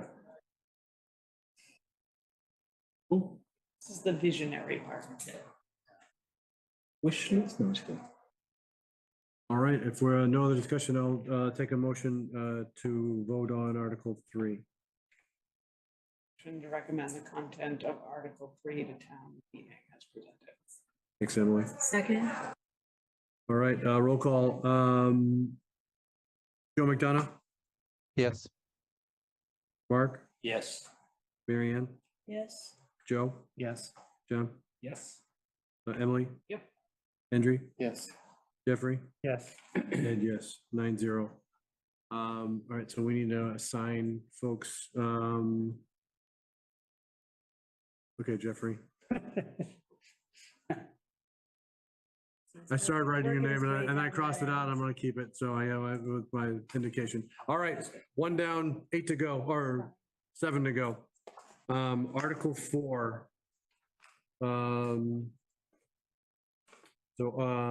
Article 4 is what's netting out of free cash. Things that we've just wished for. Yeah. Yep, this is line items and this is what's coming out of free cash. Yep. Any discussion on Article 4? But trash barrels aren't in Article 4. They are not. There's a separate article. Nor. They're a separate article altogether. That's right. Okay, yep, that's 7. Not. I should have given you 7. That's what I should have done. Just want to note, I had trash barrels last time. I know. so- Nope, absolutely. Yeah, absolutely. I'm keeping track. We can, yeah, you can, everyone can campaign for the articles that they want to talk about. Absolutely. All right. So yeah, any discussions on Article 4? I just had one question because I Yeah. don't see it. So usually we don't think there'll be anything coming in from the schools, like the U99, they haven't reported any outstanding things. Okay. Oh, Joe, I see you, Joe. Actually, my eyes aren't that bad. I can see it. No, just quickly, the pay in class wage adjustments, they're relatively small, but what is that? Is that catching up from, like, is that full study been done? I thought all that work was completed. It was completed 99.9%. There were essentially 3 positions. I think it was 3 or 4 positions that we just couldn't get in time for the FY25 budget. for FY '24 budget. And as you know, there's a few minor adjustments that we made at the end of last year that we just couldn't get into the budget. So it's basically, it is just funding that. It's 4 positions. One is our CFO, actually, our HR director, our HR manager, and at least 2 finance positions. So Great, okay. yeah, overall, it's not a lot of money, and it's spread out between 5 positions. Okay, but there shouldn't be any more after this though, correct? That should be it? That's right. Yeah, okay, thank you. Thanks for that. Thank you. One other question that's triggered by this, the new growth projection shortfall. So I understand that the tax levy goes up by 2.5% plus new growth. What happens when something goes off the tax roll, like the mosque that's, proposed to replace? Does that decrease our tax levy, or does that now get spread out over everything remaining? Wow, that is a very interesting question. I can ask our assessor that. It's like 27,000 a year that I looked it up. That's how much we're gonna lose.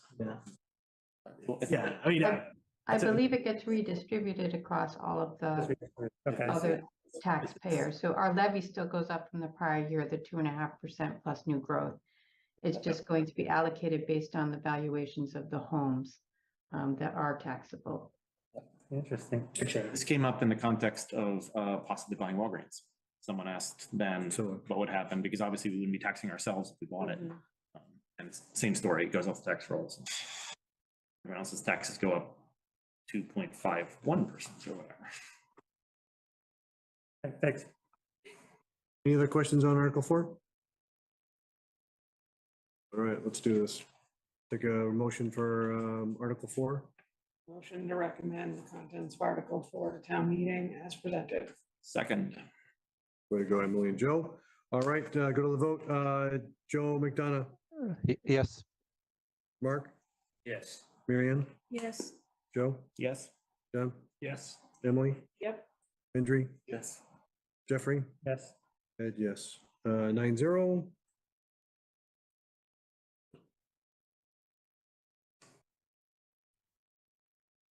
It's on to Mark. So I'm just. We were thinking it would be at this time we could escape it. Exactly. No, yeah. 1, 2, 3, 4. There's only 8 of us. One of us is getting off scot-free. I already counted them out. I wonder because. Yeah. I don't know. So you gotta write the updates. Actually, I don't have any update to write this time. It's only in April, so. Oh, this could be a fantastic town meeting for me. All right, so we're on to. You have to take it over. That's right. That's right. That happened. I think McDonough did that to me. I had to pick one up from McDonough because he missed. So yeah, so that's I'm the stopgap. All right, so we're on to Article 6. Yes, sir. Or 5. 5, 5, there's no vote. Yep. We might have one. $91,000. $1,000, yeah. Please say that again. Make, things all start sweating again. All right, so Article 6, this one is the 4-parter on Birch Meadow Phase 2. Phase 2. This is one Emily's gonna do. Any discussion on Birch Meadow Phase 2, Article 6? So Go ahead, Joe. I'm once again asking questions that are relevant to a later article. I've heard assertions about when the existing courts at existing pickleball courts, why do I even need to specify which kind? The existing pickleball courts at Birch Meadow will be removed. And you said something about like this will go out to bid in calendar year 25. Construction will happen in calendar year 20. Okay, construction will happen. Not the bid, maybe at the end of next year, but.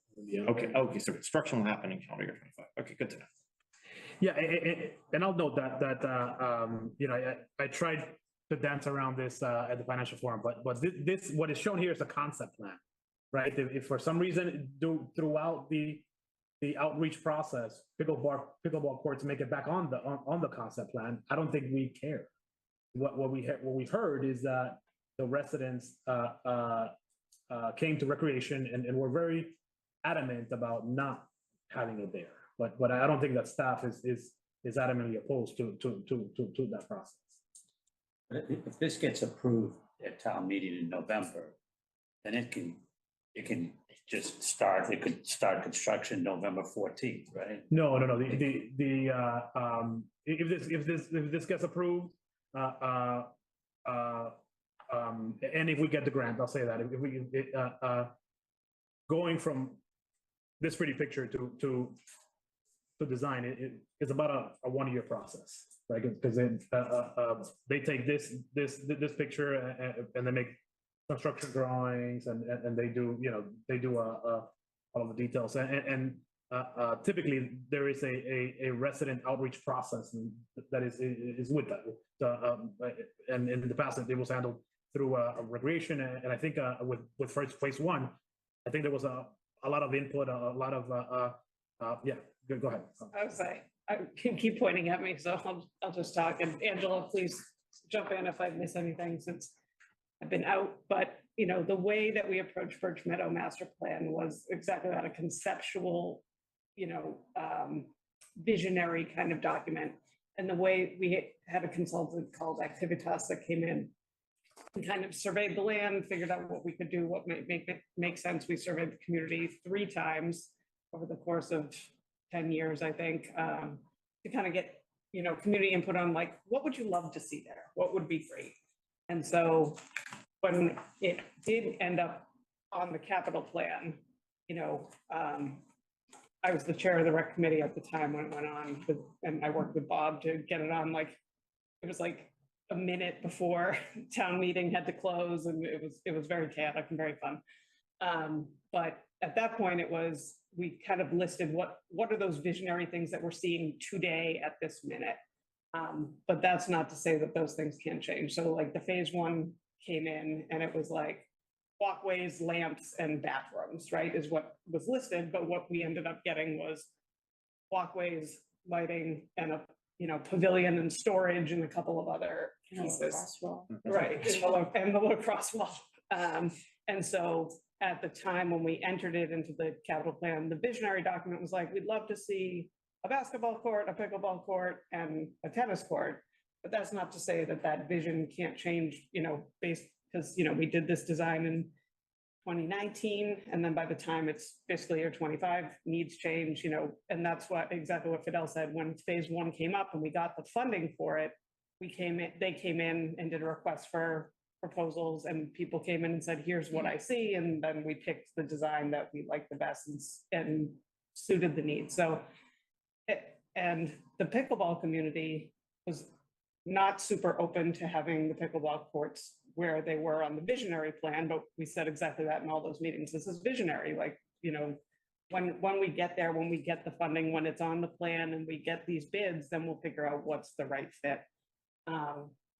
They were really concerned about parking because there's already a parking issue over there, and you put, I think it was, 4 pickleball or 8 pickleball courts, which would mean, 32 players at a time or something. And they're like, where is everyone going to park in this red station? They were mostly concerned about the parking and the accessibility. They were looking more for like a Simon's kind of situation where they'd have parking and all that. So, yes, they were on there in this like general vague concept, but really the line item in the capital plan was phase 2, whatever that looks like. That makes sense. So aren't we, so last spring at town meeting, we approved phase 1 and it started. Yes. So is that what is happening here too? We're approving phase 2 so it can go and move forward? Or is it just, there'll be designs and then, like, it almost seems like we're voting for something that's not concrete, is that? This to me, so I'm here now and not there, so maybe Ed will recognize Angela in a second, but my read on this is that we have an opportunity to get a grant so phase 2 in the visionary is much bigger. There's a lot more pieces than we're seeing here. And my understanding from my talks with Jenna and just following this stuff is that the tennis courts are in disrepair and have been for quite some time. And there's a few smaller pieces, and the Rise playground needs to be updated. and the tot lot's not ADA compliant, and this is kind of let's call it 2A, and this is an opportunity for us to apply for a grant to get some money to address some of these more pressing issues. Yeah, and that grant requires full appropriation Yes. when we get to it. But so it'll be what we're seeing here.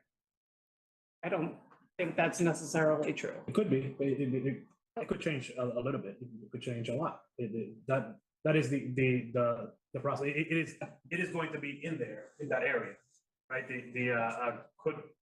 Could the basketball courts be blue? I mean, it could be that simple, or it could be, more.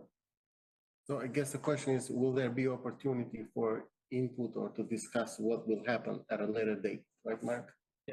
Well, I don't know, we're voting on something that's not concrete, it's not like last spring, it was pretty solid, like here's phase one, this is what's gonna happen. Now we're saying it's phase two, we're gonna appropriate, I don't know, what is it, 2.5 million? 2.1.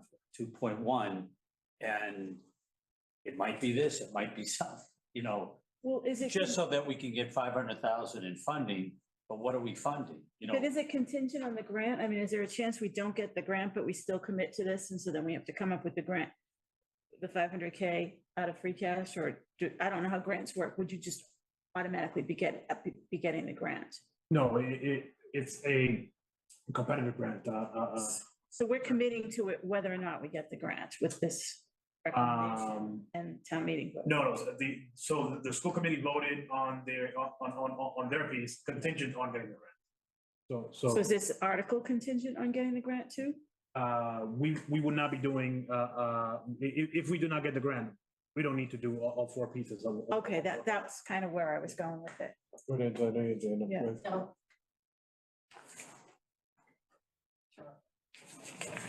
Can't wait to hear how much I misrepresented. No, thank you. Angela Bind, I'm Vice Chair of the Recreation Committee and the Recreation Liaison or Representative on SWAC. So that's right. And one of the reasons that pickleball came out was because it's a competitive grant and they wanted full buy-in by the community. And so they probably, if there were any problems with pickleball there, it would hinder our opportunity. And so there is leeway to change. I mean, it is pretty much set, but there is leeway depending upon if we don't get the grant, what gets adjusted.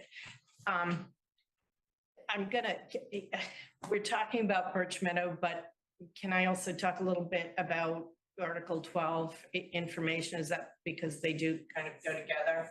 Let's hold off on 12, just because, if we can't hold off on 12, we'll get to 12. Okay. Yeah. So, what? We'll talk about 12, no. So Birch Meadow has been, going on since 2015, I think was when it. 2012. Well, yeah, but seriously. The newer ones. The newer plan since 2015. And, that we've been waiting for a long time. So we do hope that this gets fully funded. And I think it will appear pretty, very much like what is there. So there are plans, but yes, if we don't get the grant, that's $500,000. So there will have to be adjustments made. Actually, I had a response to Mark's observation about the design, and I wanted to check my recollection of the timeline. So Birch Meadow Phase 1 was initially funded with ARPA grant money, right? Or was that? Yeah, and then there wasn't enough. And then it came in much higher than that. So it's And town meeting so last spring then had at to that give more point, money. town meeting was asked for money. So my understanding is that where we came in was when town meeting was asked for, finance committee, obviously our committee was involved sooner. But where finance committee came in was later in the process because we were bringing in extra money later, basically. Is that? When I was still on rec, I brought it to like the 11th hour for Springtown meeting and Ed put it on this agenda. I don't know if. And remember, we found money. We said, Parker Roof and Yes, some yes. 40R It fund. did or come here 40R fund. initially. It was Last March. Yeah. Right, but that was after. Well, there were quotes and the quotes came in higher. Yeah. Yes, That's yeah, why, but right. that, I think that last spring is the first time with the ARPA and the extra money that, we found through Parker, I think that's the first time it came to town meeting though. Yeah. It has, Phase one. yes, yes, Yeah. there So- have been other Birch Meadow projects. So that so I have think been to town if meeting. it was just ARPA, it didn't need to go to town, meeting, it just needed, so that was, and it resolved itself good, and there were bids. There were several contractors who bid, so we don't have anybody who's bid yet on this. No, not yet. It sounds like a necessity of the process for this grant is that we have to commit earlier in the process than, of course, we didn't have to commit until, bids ran fairly late in the process on phase one. And it can be either, it can be debt, it can be debt too, right? It doesn't have to be free cash. I saw. Is that, It is debt. it is debt, It all is right. debt. This is more. Appreciate it. Go ahead, Joe, you have a question? Sure, yeah, it's kind of related to, I think, where Mark is going, but in terms of like how this is laid out, like first, I definitely am supportive of Birch Meadow improvements. I know we've been talking about this for years, but like in terms of like the 1 through 5, how it's listed in the article, is that the relative priority? And so that's one question. The other question is like the 500K, is that dependent on the total amount of certain deliverables, or is that just tied to like some dollar amount? So in order for us to get the $500,000, we need to sign a contract with the state by December 31st of 2023 to fund the full project. I don't know if that answers the question. For all 5 of the what's listed there. Yes, sir. And then like, how like these things are beyond our control, like inflation, like this project comes in more, like how would that work? Like, could we remove a particular item? Sure. Yeah, I mean, we would need to cut scope or ask for more money. It's yeah. And then I guess like but can we change it to your point? Like, I'm just throwing this out there. I don't want to get into Article 12, but if people say, no, let's do 3 pickleball courts, instead of 12, right? Is that the way this article is presented? Is that possible? In terms of like the funding, or would there be any impact to funding? What we're asking for is to borrow for a project. We have a budget. We have an estimate for the contractor for that budget. Sorry, we have an estimate from the architect for this project. We think right now, if we get the grant, we can do it all. But it's an estimate, and is inflation going to go up and down? Hopefully, continues to go down, and hopefully costs go down. If the quotes come back high, to Mark's point, we either have to cut some pieces of the project, or we ask for more money. Or change the scope. Or change the scope. Change the scope where that you can fit it in the budget, or in, it sounded like that there could be through this community engagement where during that process, you could change the scope, whether it's for neighbors are fine, pickleball can go in, or, there's any number, if it's pickleball specific or anything else, you could change up the scope, but this isn't like nailing down exactly everything that we want to, that goes in there. There'll still be a process on the back end. Yeah, and that process will be led by the recreation committee as it has been in the past. Okay. So you don't think we'd have issues with still getting the grant though, if we did make some of those? I guess it'd be the scope of the modifications probably. We submitted the grant already, so we should hear on the grant status before town meeting. Okay. So if we hear negative on the grants, then this thing can just get tabled, right, at town meeting? This could get tabled, it could, Yeah. absolutely. All right. Yep. Any other questions, comments on this one? So, Fidel, where does it say that it's subject to that $500,000 grant? Is that the article say that? It's just. Yeah. That's what Mark The town, the school committee transferring, the $500K grant. So the art, so this is a borrowing article, right? So the way that this works is it has to be on the capital plan first in order for you to borrow. So they're putting 2.14 million in the capital plan. It's going through the town meeting where if it approves, then you start the borrowing process. But if what Mark is saying that it's gotta be subject to that grant, if you don't get that grant, that this article falls, then it has to be stated somewhere in the article, in my opinion. Or the- Otherwise, we're putting in for Or- borrowing that we're not making because we don't have the grants. Well, Or if we borrowed it, we'd have to use that for another capital project, right? It has to be used for what the For actual that. article states. So in this case, the question is that 500K grant?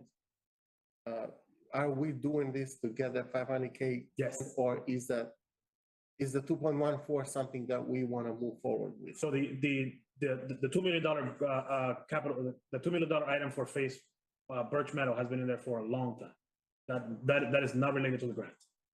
We applied for the grant this summer. That has been there's been a placeholder, an item, I guess I'll say, for Birch Meadow Phase 2 for a long time. So that is not related to the grant. We need to go before town meeting in November in order to meet the requirements of said grant. If we don't get the grant, then maybe we're back to square one. Maybe we table the article entirely. That's probably what will happen. So just so I understand this correctly, we're planning to spend that 2.1 on this at some point. We're asking for it now to get be eligible for the 500. That's right. Okay, that's right. So are we gonna, just to John's point, is it really 2.6? And we're gonna spend 2.1, or is it, we're gonna spend 2.1? The project's gonna be 2.1 and we're gonna only spend 1.6? No, the borrowing is 2.14. Okay, It'd be $500,000 from the state. so the overall project would be 2.64. Gotcha, okay. Okay, yeah, so that's it. So the 2 million has been on the capital plan for a long time. It has not gone through town meeting though, right? It has not been authorized to borrow yet. It's not been, so this article will authorize 2.14. Correct. So we're doing two things. We're adding that 500 grand and we're also increasing from 2 million to 2.14 million for phase 2. So there's two separate things that going on. Also, there's all of this moving the custody of the land too. So I'm not sure if this is right, if it's written in that context, because it says if you're doing, it should say somewhere that it's subject to that 500K. And I don't see that anywhere here unless it's in that number 4. Is the reality that we'll know about the grant before the town meeting? Yes. So if we don't get the grant, would it, I don't know, Angela, you might, would it most likely get tabled because we're not far enough along on this? Because No, we would love to see, we love them the money to work on the project. I mean, that was the whole plan of putting together it has been on the capital plan, so. For what? But we'd approve 2.1, but then if it comes in at 2.6, there's not gonna be enough there. It's probably a question more for the town moderator. Does the article change so much that is within the 4 corners of the article, right? That's his guidance, which is basically this article has a four-piece, 4 components to it, and this is written for this grant, right? Town council, we basically wrote it for this grant. If we don't get the grant, we will not need to transfer. We will not need to do item number 2 here, which is to transfer the land, right? That doesn't matter, it's all our land. So we would not need to do anything for number 2, right? Or 4, right? So will we need to could we modify the article on the floor? Maybe that's possible. But will the town moderator say, nope, this is outside of the 4 articles? We notified the residents that this was what we proposed. That could be the case, but that's really a question for the town moderator. So just to, I don't know whether it's Jackie or Sharon or whoever's typing it, but I get to have my Emily moment signing a typo. I love this for us. Okay, so under the section of this article where it's July and August 2023, number one, it's not Braincraft Avenue, it's Bancroft Avenue, I think. Yep. So when you scroll down, it's like the supporting info. Under the date July and August 2023, number one just has a typo. The spelling of Bancroft. Yep, right Yeah. there. Under number one, right at the bottom of the page. Yep, there you go. And Rancroft. Gotcha. There's a lot of words to type. You guys did a good job. So Marion and I are just type A. I feel great about it. Any other questions or comments on Article 6?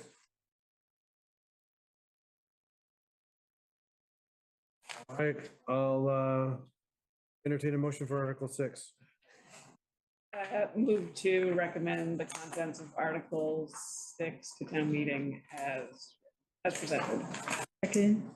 Thanks, Emily. Thanks, Mary Ann. All right, go to vote. Joe McDonough, Yes. Mark, Yes. Mary Ann, Yes. Joe, Yes. John, Yes. Emily, Yes. Andrew, Yes. Jeffrey, Yes.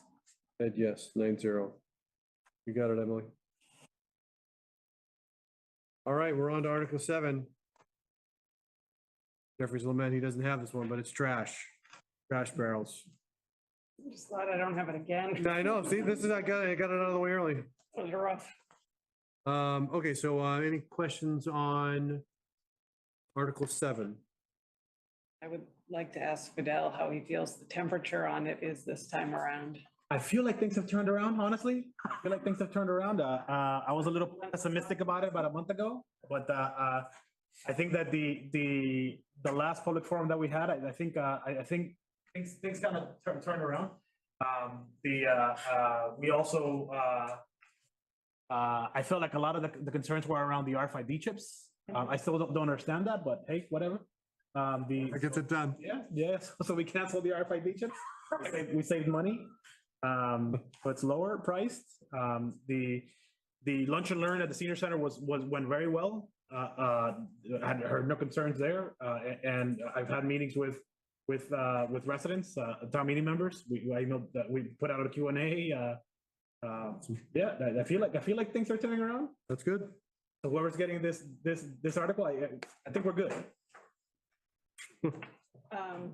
Just left my brain. Can you remind me when the current contract with our trash vendor ends? June 30th, 2026. So we still have a little time, but you know, we're inching ever closer to needing to find that new contract where this is likely to be a requirement. And it's a two-parter. This is to set up the revolving fund and funding it. But sorry, Mary Ann, I didn't No, jump ahead of and you. so I forget, I thought I heard in one of the forums, people were asking, would there be ways if people already have these exact barrels to, you know, say, can I just keep them and save whatever the 65 or the actual literal purchase cost? But then it becomes an ownership issue because these are trash barrels are always going to be owned by the town versus someone saying, I'm going to use my personal one. Can I just put a sticker on it or whatever? You know what I'm saying? Like I do. some people who say, why should I just get a new barrel that's the exact same barrel I already have, only now the town's going to own it. Yeah, I think there's two big questions that remain, right? So one is, why are we charging for the extra barrel? No, I don't mean that. I mean, like, say somebody for the first barrel, I already have this exact barrel that you're buying a second one, and now I have to throw out a perfectly good barrel. Sure. And the second one is that, which is why can't I just use my barrels? And how I've explained this in the forum, and I'm not saying that I convinced people, but how I explained it, how I explained it is that this is it's a program, right? Like we're not in the business of providing barrels. This is a solid waste program, and unless we provide the barrels, we lose control. So essentially, we are going to need to go to a place where only town issued barrels are picked up. Right, I was just saying, so someone could say, oh, if there's, 10% of residents that already have this, does this lower the amount or something? And we did that. We went around and we did a survey. I think I said that we surveyed 3,218 homes and 84% of people put out 1 barrel or less already. So hopefully that mitigates the impact on the second question. On the first piece, it's all over the place. I mean, it is people that have round barrels, for people that have no barrels with no lids. I mean, and that is my concern that we say, all right, I'm only going to give barrels to the people that call, right? I mean, we know how people pay attention to stuff, and how do I know who has a barrel, who doesn't, right? And who has a conforming barrel? I guess then the trash doesn't get picked up. You but want yeah. something, you want a barrel that is going to be picked up. And we're not gonna have, I saw Tewksbury that went into this, every time someone moves in, they also get a barrel delivery charge built into the cost of $10, like we don't know. There you go. No, I'm not saying that's. Revolving funds, That was one of the- revolving funds. That was one of the only places I saw that. Other ones just built the cost into the barrel. yeah, and that's why I think on one of the meetings you asked why 200 and why are we charging 200 and I think I've rationalized that in my head that it works out good math in terms of like the cost of disposal and the cost of the picking up also and I think that the 200 is going to be enough built in to cover any of these things. And just as an aside, we're not opposed to trying to figure out some revenue generating, $10 here, $10 there, goes a long way. Cool. Any other questions on Article 7? I feel like this is your legacy. Started with trash, and that's what trash. Exactly. Man. Yeah. Move to recommend the contents of Article 7 to town meeting as presented. Second. Mark? Boy. All right, we'll go to a vote. Joe McDonough, Yes. Mark, Yes. Mary Ann, Yes. Joe, Yes. John, Yes. Emily, Yes. Andrew, Yes. Jeffrey, Yes. Ed, yes, 9-0. Joe Carnahan. Okay. Easy. Nice. Yeah. Can you hop out of the trash barrel? Hop out of the trash. I would pay. Oh my gosh, I think we all. I'll actually wheel Fidel out in a barrel and then he can give a presentation. Oh, that would be fun. We're gonna have some fun with this. All right, so we are now on to 8, which is the ladder truck. Oh, I really like the offsets that I don't want to say concessions, but the offsets that, give and take that we've got with the vendor. Those do seem like, good things for the town going forward. I love the fact you guys negotiate that stuff. That's great. You guys don't get much fun. This is, you kind of presented with a crappy situation. You're trying to make the best of it. Yeah, no, and the manufacturer was in Wisconsin. I mean, and they said it. We don't want to lose a relationship with the town of Reading that has bought, I don't even know how much money in fire trucks, right? Over $123,000. So they were also very gracious. I have a quick nitpick. Typo? You got it. Yep, somewhere it says $100 penalty days, Yes. something. I think it just means per day. Wrote a note about I it. don't know who wrote all this stuff. This is crazy. it's number 3, Yeah, he's got it. He's got it up there. just a slash. Perfect. I don't think you need the word penalty twice. Delivery penalty is $100 per day. Either way. Sure. No, if it's Maybe it was mine- autocorrect.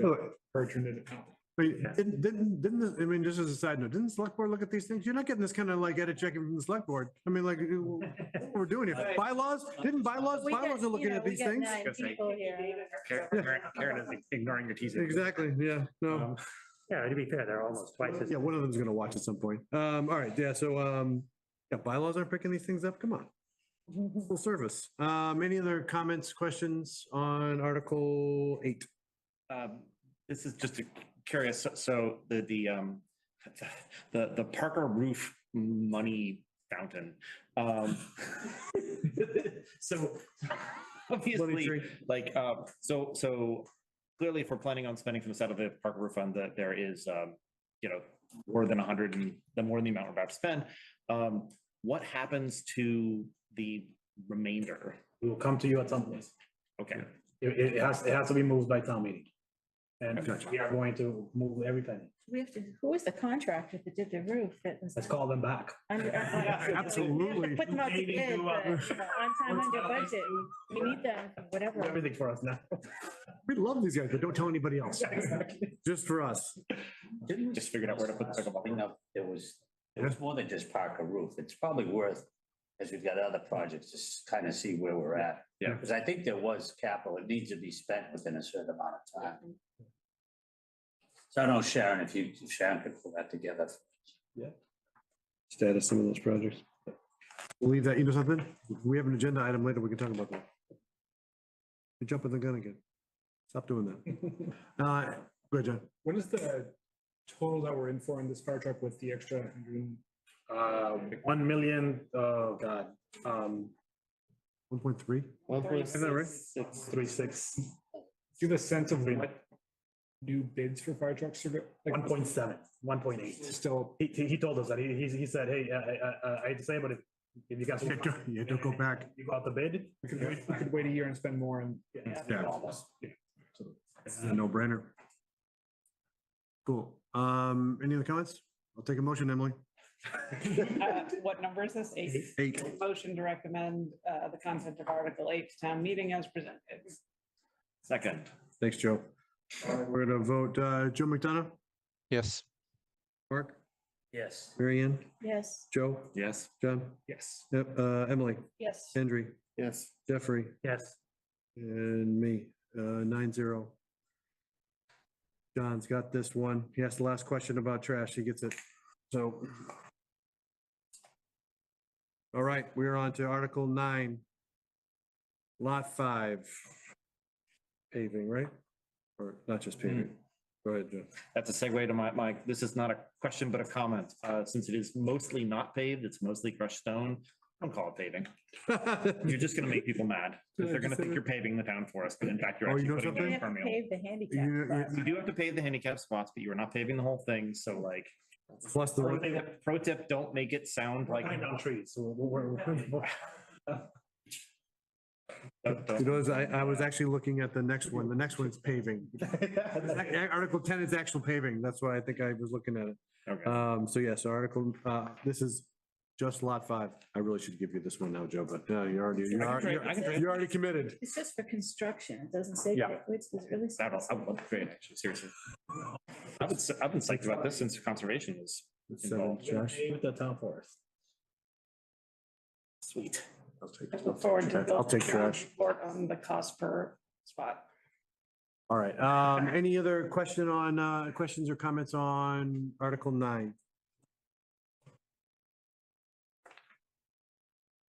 Motion to recommend the contents of Article 9 to town meeting as presented. Unsolicited. So that's a vet move right there. Perfect. Trying to get a. Move us along, move us along. All right, perfect. Go to a vote. Joe McDonough. Okay, I'm going to vote yes, but I meant to ask a question. What's the timing on this? Could this be done before the winter or? We have a contractor, we have a bid, we have a contract signed. It is pending appropriation so we can't start work until November. But could they do it on the winter? They could. They could, depending on how early snow starts. right? And how frozen things get. I mean, yeah, they could. Cool. Great, okay. I'm sure that question will come up I too. don't know about Yeah, done this, but it started, yes. Yeah, okay, sorry, okay, thank you. Mark, Yes. Mary Ann, Yes. Joe, Yes. John, Yes. Emily,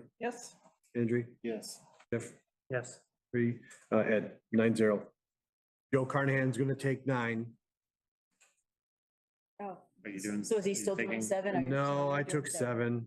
I'm not trash barrels. If it's gonna be a swan song, I want to be a part of it. Denied. All right, we are now on to paving, in Article 10.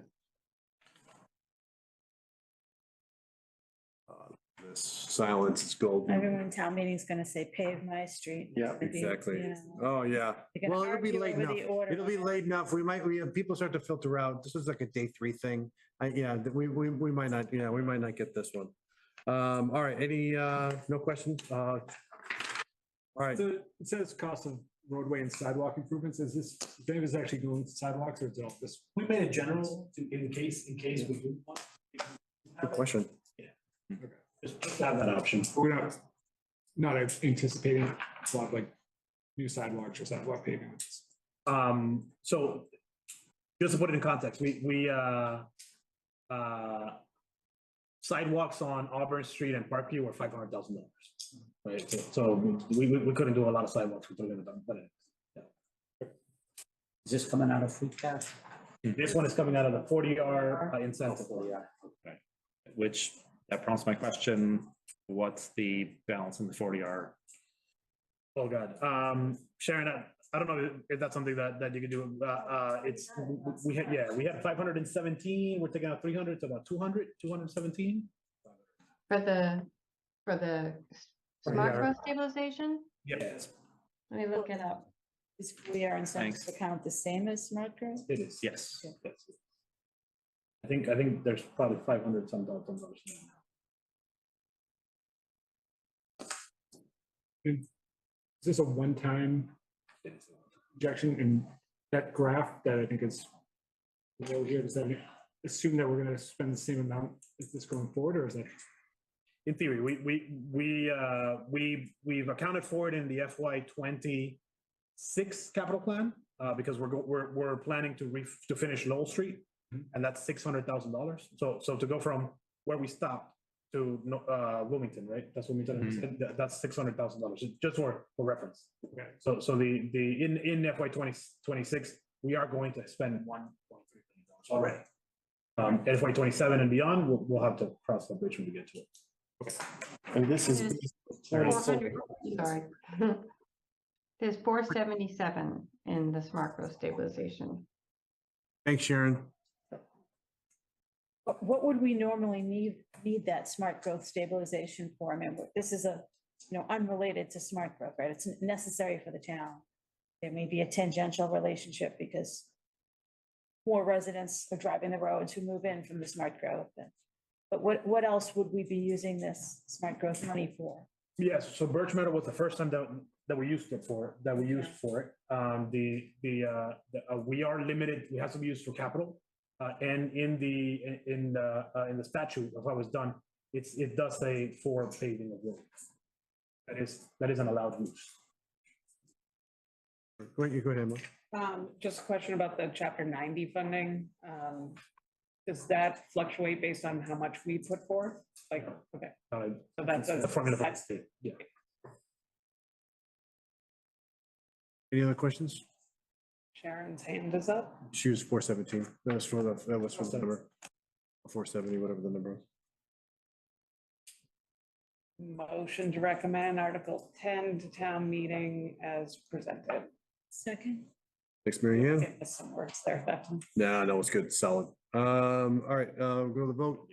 Joe McDonough, Yes. Mark, Yes. Mary Ann, Yes. Joe, Yes. John, Yes. Emily, Yes. Andrew. Yes. Jeffrey, Yes. it is yes, 9-0. Bring it on home. Nice quick discussion on Article 12. Which now that I've mentioned it before, I'm thinking maybe we don't vote on it. Oh, who's got 10? It says finance committee, no report for parents. That was Oh. what I was talking about earlier, the beginning. It's gonna give it to Joe McDonough. He'll be back. You're muted, Joe. Yeah, no, I gave Joe McDonough the know, Article 10. He was moving his mouth. Okay, no, I was saying yes, thanks. Okay. Thank you. All right, so we are now on to Article 12.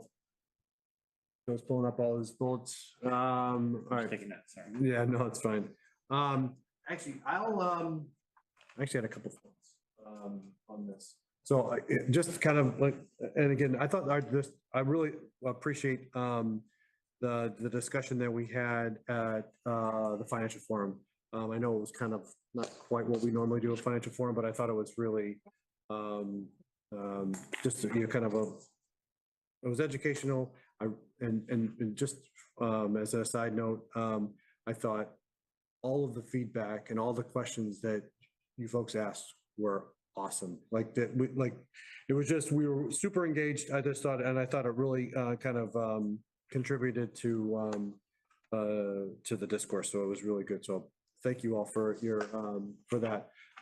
So on this, kind of pickleball thing, a couple comments that I had. First, and I don't think it's been stated, or at least not, kind of wasn't in the forum. One of the things I wanted to say is I'm really thankful, and I want to give some thanks to Burbank for even kind of opening up this window as it is. And that might be, depending on where you stand on that, that might be, it might be a blessing or a curse, but but in the sense that, from my perspective, I have it's not something that they needed to do. And that's, kind of being from a community standpoint, I'm thrilled that they did it from that perspective. My personal opinion is that I think in a lot of ways, this would be a slam dunk from, someone mentioned it, the dollars aren't, kind of, a big, my issue with it is, and we talked about it as far as, kind of process. And I think we had some questions about process and I do think that they're going through some of that, which is, kind of healthy. And I'm happy that they took some of what we've talked about and are executing upon it. And again, it would be a slam dunk in my opinion if they had more skin in the game. We've had, there's similar discussions that have gone on, kind of in different boards and committees. And I'll just kind of point to one. And then I mentioned it before.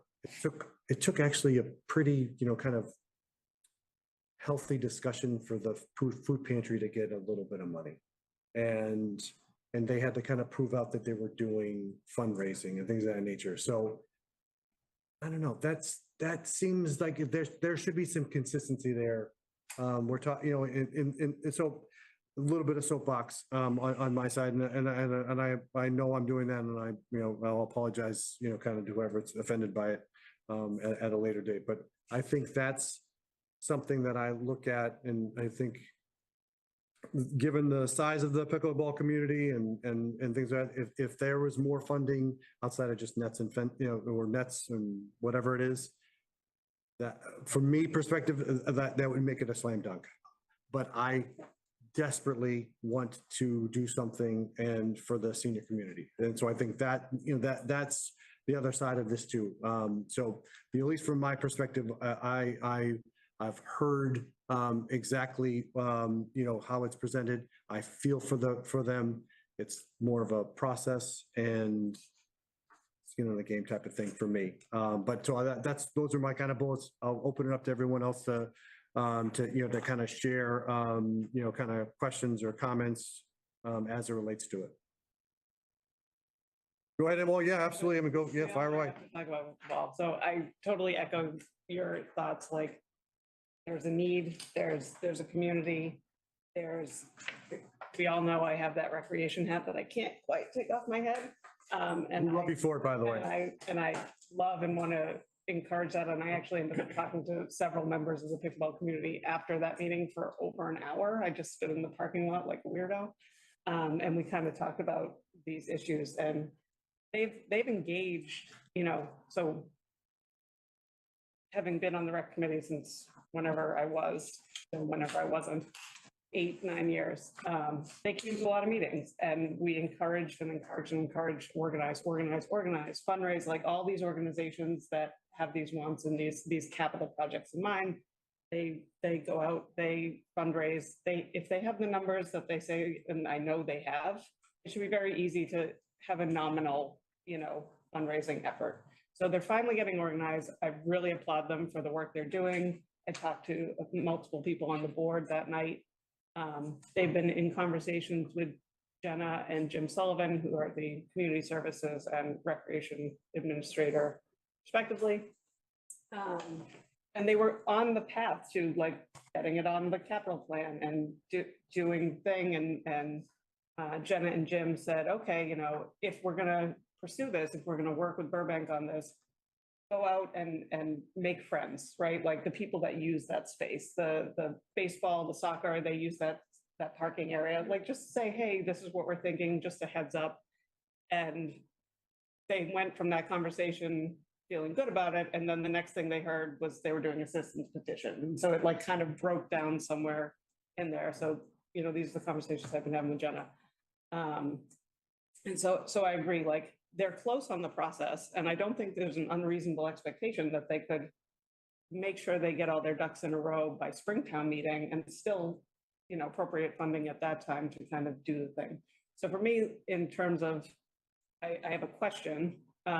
So since this is a citizens petition and it's not on the capital plan, when we have something on the capital plan and it doesn't happen or we don't, the money doesn't get used, it kind of floats back to free cash.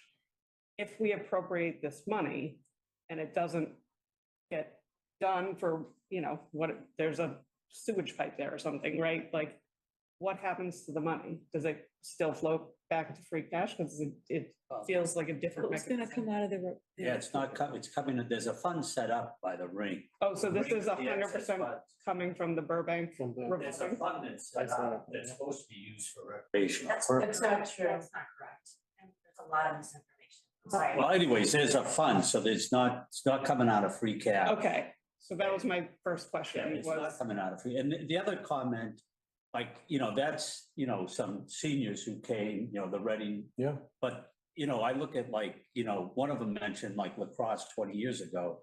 Pickleball's the fastest growing sport in the country, probably in the world. This won't just be used by seniors.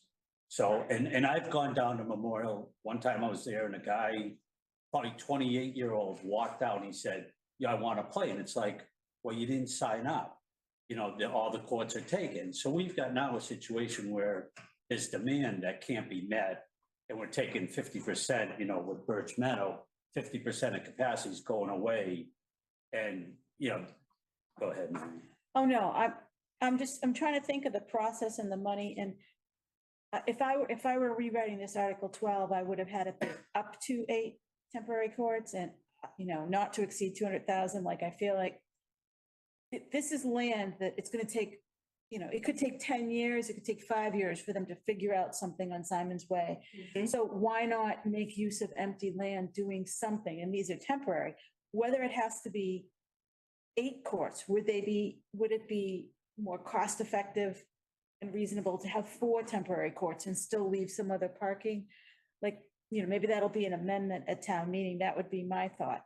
But I guess, earlier in this meeting, when I talked about Council on Aging and unspent ARPA, there could be unspent ARPA that also the community and RAC intended to say this could help the seniors. So it could come from a variety of places. You could say, oh, we're never going to get through that 600K, but hey, we could throw 100 towards this because so many seniors use it. It wouldn't be limited towards seniors. And maybe it doesn't have to be 8 courts, maybe it could be 4 courts.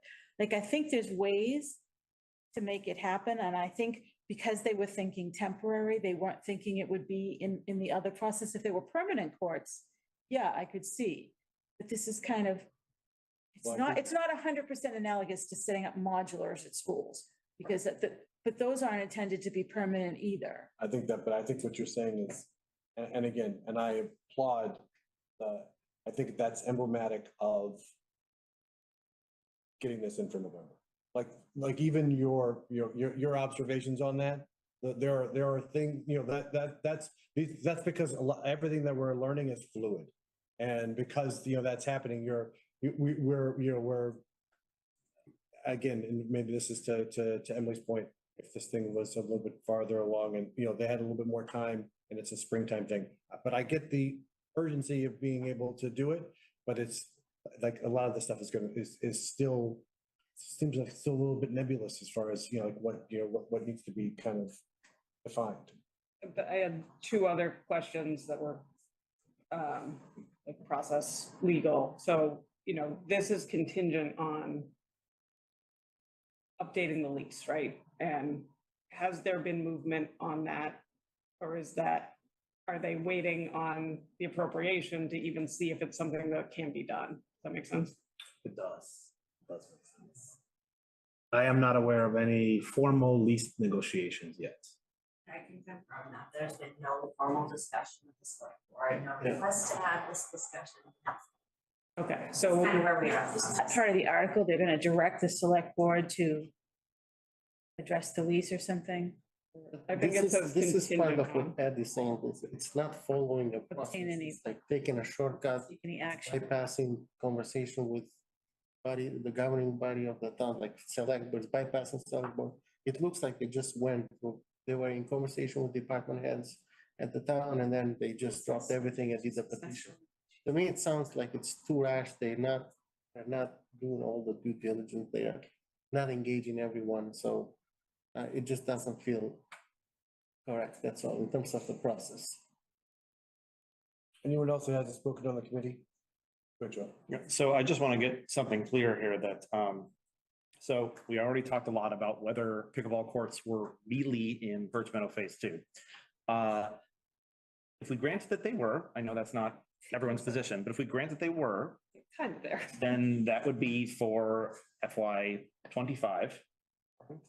So if we were to continue the process of trying to get this done as quickly as possible through some more conventional channels, in particular working with the rec department, and voted on this in April, and then we would spend the money in FY '25, which is exactly when these would have when we would have spent the money on these under the Birch Meadow Phase 2 line on the capital plan.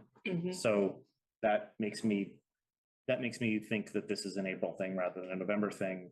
I would be very surprised if it doesn't happen in April, because there's a lot of good things about the idea. The demand is obviously there, right next to the rifle range. They found the only place in town louder than a pickleball court. Good for them. One of their concerns is that if it gets approved in April, they'll lose a whole nother season. So it really won't happen until like FY '26. So that was their concern. Well, and they have talked to the Reading Rink, the Burbank Rink Authority. They've agreed, so the legal, there's talk like, could it be a side letter? So you don't need to redo the whole lease. And then Ed, on the skin in the game, I would, respectively disagree with that, because I think we're gonna build a new Killam school. Is the only people who are gonna use the Killam school should be paying for that? No, it's used by the town, so I don't, and I also know from talking to them, until there's a commitment, I think, they've raised about 16,000 for this. I think they could raise more funds if there was a commitment, but people aren't gonna give money until they know, but it's a town, it's a town project, and it's not just that RPPA that's gonna use it, it's gonna be other town people, and Could we charge fee, if we build it, could we charge non-residents money to rent it, so it could be revenue generating too? Yeah, other Which is other towns do that, yeah. Because I think Woburn does that. I Yeah. heard anecdotal. You're getting them into hiring someone to do that overhead and all that stuff. No, it's No, all we done already- electronically. We already don't we charge to rent existing facilities that we have? If you rent it like you would, a baseball field, like there are field use fees for Right. almost every field in town. So the same person who does that could administer this. Yeah, Legality. exactly. Who are you paying? Are you paying the town or are you paying the Burbank? Right? So No, it'd be the town, but there is the software that they use now. But There is. the land though, it's, so I. Depends on, it depends on the lease. Depends on the. Exactly, it's Lease. probably legality, and so now you got to pay the lawyer to look at that, so. It's cost associated with it, that's all I'm trying to say, that's all. I want this to happen for them, and I think Simon's Way is the right spot. I just question the, can we update the lease? Is that, what's that gonna take? How long will that take? And then do we have a site plan?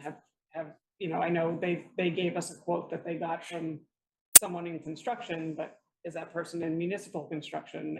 And, all that stuff. So it's just, there are a bunch of boxes that I think they can check relatively quickly. And I know that they've been in conversations with Jenna and Jim. And I just want to see those conversations continue. And to Joe's point, if, in the visionary, it was in fiscal year 25. If we can still make that happen, I feel really great about that. Easier if the town were having the conversations than having to have private citizens. Yeah. Do it, I think. Yeah. So Joe, you haven't spoken yet. Go ahead. I see your hand up. Yeah, so I'm really sensitive to like not just Emily, and I'm not in the room, so Emily's not next to me, but also like the rec committee, like Simon's Way. Like I do see like why people think, oh, well, they're going around the process, but I also just look at this purely transactionally. I mean, as a finance committee member, like we're not taking money out of free cash. Like if this can be really done for, it sounds like there was a contract, came up with an estimate, right? It's as good as any other estimate we get. And that money's sitting there in a fund. It's been sitting in a fund for a long time. I think there's 375K in it. So to me, like if we can try to do it with this money, I think we should go ahead like ASAP. And I'm just, again, looking at it financially, I think some of the other things in the process will play themselves out. Like if there is an issue with doing a side letter, or I'm not a lawyer, I don't want to comment on that. Or process wise, if someone says, no, we should be doing something else with Simon's Way, then, let that play out. I mean, so I don't see why we wouldn't just try to like, move this ahead and just remove one barrier if possible. Thanks, Joe. Appreciate it. Go ahead, Joe. So you mentioned something, Joe, that I did want to comment on the fact that this is, and I want to make sure we communicate clearly with town meeting about this. We are recommendations to town meeting one way or another here. And while the Burbank Ice Arena Fund does come from the proceeds of the Burbank Ice Arena, it is not, there is nothing with the setup of the fund that says that you particularly should be spending it on the property of the Burbank Ice Arena. And I want to make sure people don't get the wrong impression like that's what it's specifically for. It's actually for, we talked about using it for Birch Meadow. We talked about, actually, I don't think we've talked enough about using it for things. And I do think Sharon can tell us. I think it's restricted. it's capital. It's restricted to capital, I thought, but I didn't think it was restricted beyond Sharon, that. do you- Now there was, That's not Sharon. okay. Just, For the Burbank Ice Arena money, is there Restriction. what that can be used on? I think it can be used for capital. We used to use it to support our budget, but we always have capital in our budget. So I have to confirm that by going through the lease, but I believe, not the lease, when it was donated to us, what the intent was, but I believe it's capital. this whole process has made me aware, or this whole, I'm about to use the word process in two different senses. Let me find a better word. The whole sequence of events around the proposed pickleball courts has made me aware of problems with our process where I don't think it's sufficiently clear how people get, it sounds like the town staff has an expectation that this comes through, gesturing at former town staff, that this comes through town staff. If that's the way it should work, then that should be made clear to the community. And then also like there's this money that I think we could actually use for a lot of things, but we have been ignoring it. And I think that's a problem. But then at the same time, once we decide we should stop ignoring it, then we should apply the processes we have for deciding how to allocate it. And we have, hundreds of thousands of dollars of rec stuff in the capital plan, even assuming you want to do rec stuff. I understand that it has been reported that it was Nelson Burbank's wishes that this be spent on recreation related capital stuff, though that's not the legal restriction. Even still, we're spending hundreds of thousands of dollars on other rec stuff that this money could be spent on, and I can't see why we're spending it on this and not other things unless we actually go through a planning process. Go ahead, Angela. I know you want, I think. Sorry, thank you for being so patient. Thanks for waiting. Thank you. Angela Binda, SWAC member and Recreation Committee Vice Chair. SWAC was supposed to meet last week to hear this proposal from the Pickleball Association, and the meeting was canceled due to a lack of quorum, unfortunately.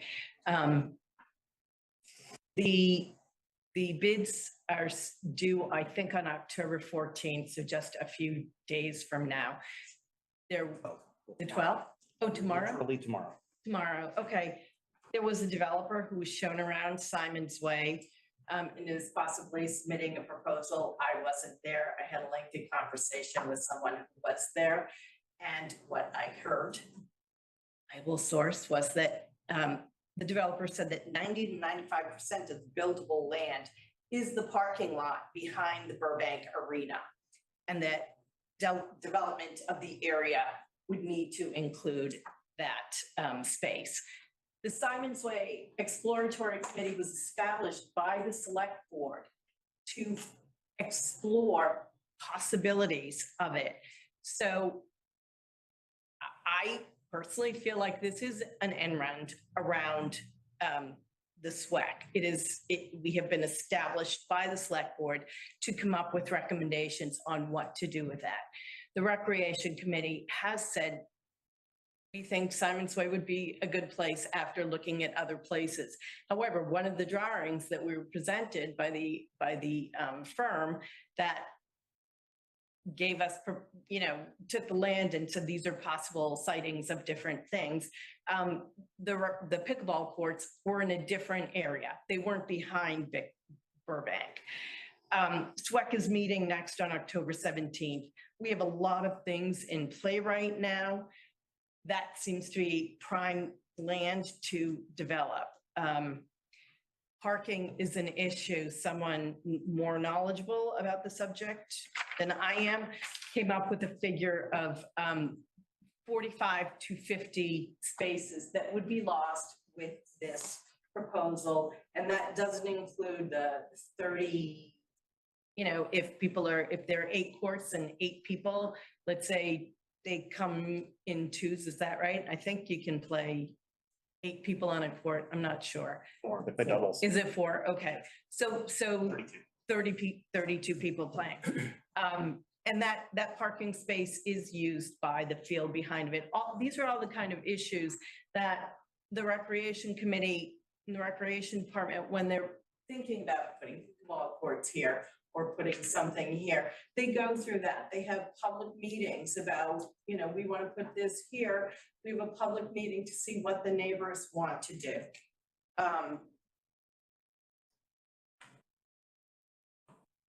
It feels to me like this is a matter of the first man to the spot. Recreation Committee has been working with the pickleball community for several years. We are aware of the need for pickleball courts. There are other needs that the Recreation Department has. This is one of them. They are pretty much using the Memorial Park. So they've said themselves that those in 2018, those courts were dual lined so that they could be used for tennis and for pickleball. Tennis doesn't really exist there anymore. The pickleball players have pretty much taken over their courts. As a town meeting member, as a taxpayer, to spend $200,000 on courts that are deemed temporary, to say in a year or two, the person I spoke to who was at that meeting looking at the land, the developer also said that it could probably be shovel ready much sooner than people anticipated if something went through. But as a town meeting member and a taxpayer, to spend $200,000 on courts to say, oh, in a year or two, let's move them over here, or we need this space for something else. I would be upset about that. I would say you just spent $200,000 and now you're moving them 2 years later. Of course not. They will become permanent courts. And if that's what is decided, that that's where they go, then that's fine. Let's just make them permanent. But let's go through the process to see if there's a plan coming in, if there's a need to put senior center still in play, possibility for that land. I mean, it hasn't been decided yet. The SWAC is supposed to make recommendations to the select board by the end of the year. Plans do change, recreation plans do change. We had plans for lighting years ago, those were taken down. We're trying to solve a problem with pickleball. We're trying to build courts. Even if they were removed, it really isn't a matter of you remove them, so now you owe us the money and you owe us the land. You're not just, we wouldn't just be appropriating money at town meeting, we would be appropriating land. And that really also needs to go through a process to see what does the town want to do with this land, not a group that was established in January. And I feel very much the same way as Mr. Ross does, as far as skin in the game. Well, we won't give you any money unless it's permanent. So it's okay to, ask the taxpayers to do this, but they're not invested in it. And we do get a lot of money from sports organizations who are asking for things, who are willing to contribute, willing to put in. So I'm not in favor of. Hey, can I ask you a question where you said somebody thought the SWAC land would be shovel ready in a year? Don't they have to do, I know there's some parts of the SWAC land that they have to do cleanup. Yeah. But wouldn't you, if you were going to construct anything on that parking lot, wouldn't you have to look to see the same kind of, that there's contaminated soil or whatever underneath in that area? Like, do you really think it's going to be ready? No, I'm just saying that what I was told the developer said. So it could be a longer process. My point was just that these temporary courts might not be there only a year. They could be there 5 years, right? Like it could be longer, just like it could take a while to do SWAC in phases. It's possible. It's possible. But still, again, it's something that, it's land that's in play, and I imagine that once it goes, it's going to turn into permanent courts. So the private developer, say they build pickleball courts there, will they be free for town residents, or will we have to pay? It is, we are waiting for proposals to come in. And they're in, when you said tomorrow? Tomorrow. They're due. Yes, we're waiting. We put out an RF, request for information. SWAC asked the town to put out a request for information. The charge was expanded from a small area to all of that area that includes behind Burbank and the field. To see if there's any interest in developing it. There were not large parameters on the RFI. So I don't know what will come. There's one developer that you met with, or is there more? I didn't meet with a developer. I think that the town manager and others met with a developer. I think there was one developer, but we could get more proposals. I don't know. Yeah, when we put things out, we usually have a walkthrough that is optional for folks to come to. For the Killam School process, we had a walkthrough of the Killam School, and it was open to anyone. So it wasn't a meeting with a developer. So it was a walkthrough.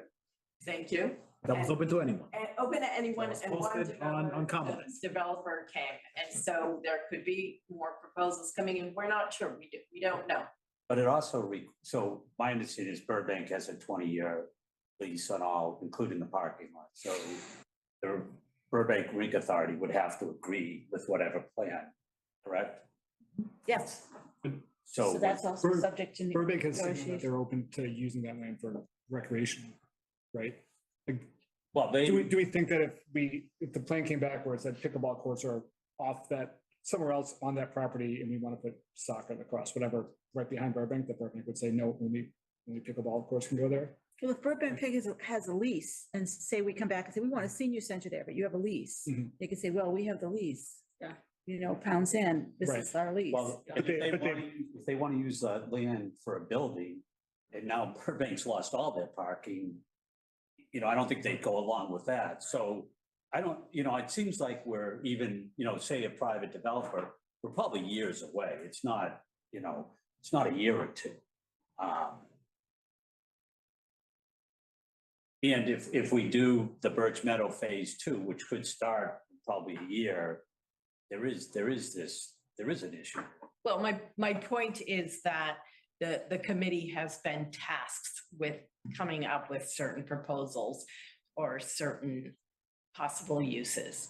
And Even for the land that's under lease, that's what's confusing, I think. Like when your charge was expanded, right? Is it expanded or? Yeah, originally it wasn't gonna include that, then it was Select board expanded. Voted to change the But charge. it's hard to expand it to something that's under control of the lease. I still was confused.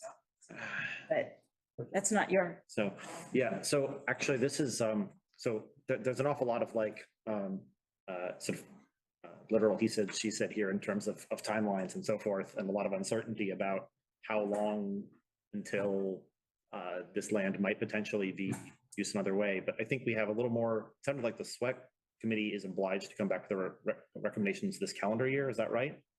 Or did you say that, or did you, what is the timeline? No. That you sunset in No, you December. said tomorrow. I said to. Well, no, so proposals are coming in tomorrow, and then they're gonna look at them, and then they're supposed to report back to the select board. Mr. Oltes, do you know when we sunset? I think in December. No, that's not true. No, we don't.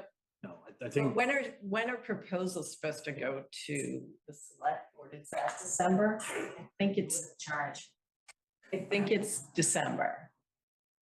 That seems like something that's easier to know than the timeline of just building a thing where we don't know what thing we're building. Because yeah, I mean, hypothetically, if this were a senior center, I think you're absolutely right. That project would be much longer in coming. I'm not personally betting on us building a senior center behind our Burbank Ice Arena.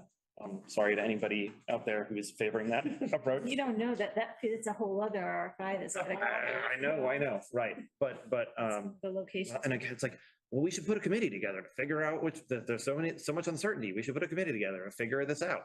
It's exactly what we're doing. So I would like to give SWEC, literally just like 2 more months or whatever. I think, Joe, I think, citizens petition, it's legal and they Oh, yeah. have the right to do it. And like, we're not deciding whether, that's gonna be decided at town meeting. Yeah.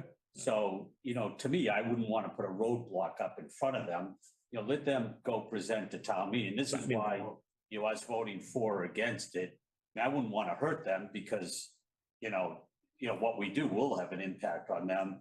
And, we'll know a lot more, I think, by town meeting. So if a proposal comes in and it's great and Burbank is saying, we like it, we'll give up our land, then this thing just gets tabled at the town meeting. It doesn't have to move. So I think I wouldn't want to put a roadblock in today or put something negative today for them, Either way, it's considered whether we Yes, favor it goes to town meeting. Yeah, it does. We could vote 9-0 against it. They still get to present at town meeting. Yeah. Yeah, I add one relevant thought to that, I think it's really easy. Think about this as pickleball has a need, pickleball has a thing, and it's short money. I think it's really easy for us to say, oh, it's $200,000 and we have it, and like, let's not put up that roadblock. What I worry about is next year, somebody comes forward with an idea and it hasn't been kind of fully vetted and it gets there and it's $1 million? And like, what's that cutoff of, that's just my Then personal. you need 180 town meeting members or Right, You whatever. need you- 2/3 vote, so it's Yeah. like, this isn't gonna, I mean, they gotta do a good presentation at town meeting, so Yeah. it's not, Yeah, it's not just a majority, it's, yeah. 2/3, so. Can I ask for those of us who've been thinking more in the weeds of this for a longer time, what's the difference between a temporary pickleball court and a permanent, like cost wise? Are there like we can do it I wish we had with our like controller to answer. less pavement, or like if the expected life is gonna be shorter, like how close to permanent courts money wise are we getting with temporary? We're courts? not sure because it really hasn't gone through the Recreation Committee. And when this was presented to, It says right here, right? They had it, John, it was, 16,000 more to make it fully functional. It says it right in the That's- background of the so the warrant. difference But is is, fully functional permanent, or just like because they were talking about like fencing and stuff to go It's, around it? it's how many layers too, it's Right. like, they're putting like 4 layers and it should be like 7, but it's still functional for a long Oh. time. If they were gonna do permanent, they put lights in and more fencing, Right. so it's very functional, it's just not what you would do. I with think this they're saying barn. some of the stuff they're spending to do this can be moved to another permanent location, so it's not a completely lost cost. Right. I don't know how much it is. So it's- that's the $16,000 that they would spend. They would take their equipment with them if we decided to move it. Right, I guess kind of my concern is that it sounds like it's being presented as like, this is something that we can put in that we can get rid of easy, like it's, like putting folding chairs in the conference room, and if the proposals come back and the field facility Tetris comes out, that like these would actually be better if they were somewhere else on site, we could fit more stuff in there. Like we've already built, we're gonna have to just build the same cost and the same things all over again after getting. So when SWEC originally presented, or when the Pickleball Association originally presented to SWEC, they said that the Ice Arena Authority offered them the space, but only for the time when they are not using as much parking, which I would imagine an ice arena would be the winter, their time. So and when they came to us originally, they said, but we don't like that. We'd like to make it more permanent. We want this full-time. So now we have to find parking elsewhere. So that was the first proposal that they came. So we would have to replace that. And then we were told that, and I don't know if it was Recreation or wherever, but I've heard the presentation several times. They said, well, the Ice Arena is making a deal with St. Athanasius, and the overflow parking can go over there. And the question was, well, have you spoken to anybody who's gonna now be overflowed over there? And the answer was, no, they haven't, but the rink was okay with it. So what was originally presented to us as permanent has now been called temporary. So I'm not sure, because the rec department has not come up with any of these costs. They've just been presented to the cost by the Pickleball Association. What they presented to us was asphalt, and a permanent court would be like a concrete. No, There's that's not, no, they had in that proposal, it was 172,000, and it had those, it's the pavement, and then it's 4 layers. And then to be permanent, you'd put like 3 more layers on. Yeah. How much more does permanent cost? It was negligible. Like, So it's basically the same it was maybe 50. cost of the At the temporary courts is At the select board. essentially the meeting, same they as say- the- Chris Haley, I think, asked that, and I thought he heard like 20 to 30,000 more, but I could be mistaken. So it's not like the temporary courts are cheaper, and then if we can, put the cheap option in for a little while and get a couple of years worth of use out of them, then move it somewhere else and do like the real permanent courts. Basically pay for permanent courts, and then maybe a couple of years down the line, we gotta tear them up and pay for more permanent courts of the other part of that property, like. Well, who knows what the Yeah. time is, it's- Yeah, there's. Joe, I see your hand up, Joe. Oh, but you're muted. Yeah, maybe it's already been said, but I guess coming back to what Emily said too, like I still think though what's different is like, there's a fund that, again, I think we're all kind of making assumptions about different things here, but I think that there is a fund that supposedly, my understanding that it's pretty loosely written in terms of how that money can be spent. And I think we have a lot of reserve funds like that around town, right? But anyways, in this case, I still come back to, like, transactionally, this isn't a lot of money to solve like a pressing need. And I don't think, like, we have money sitting out there in these other funds where if someone came, and said, no, we really need a couple more lacrosse fields, right? Or, this is, to me, like, this is really a simple way to maybe solve a problem. Maybe it's short term, it becomes long term, but like, I still think a lot of the questions that are being raised, and like, to me, they're really good questions, but I still think they're going to come out in the process. Like, even if this was approved at the November town meeting, like, I don't see all this like happening and being like, shovel ready probably into the spring anyways. So I think that gives plenty of time for Simon's Way proposal to really figure out, okay, is there a developer that is really going to do something there, and what would be the impact on, what's planned for pickleball? That's all.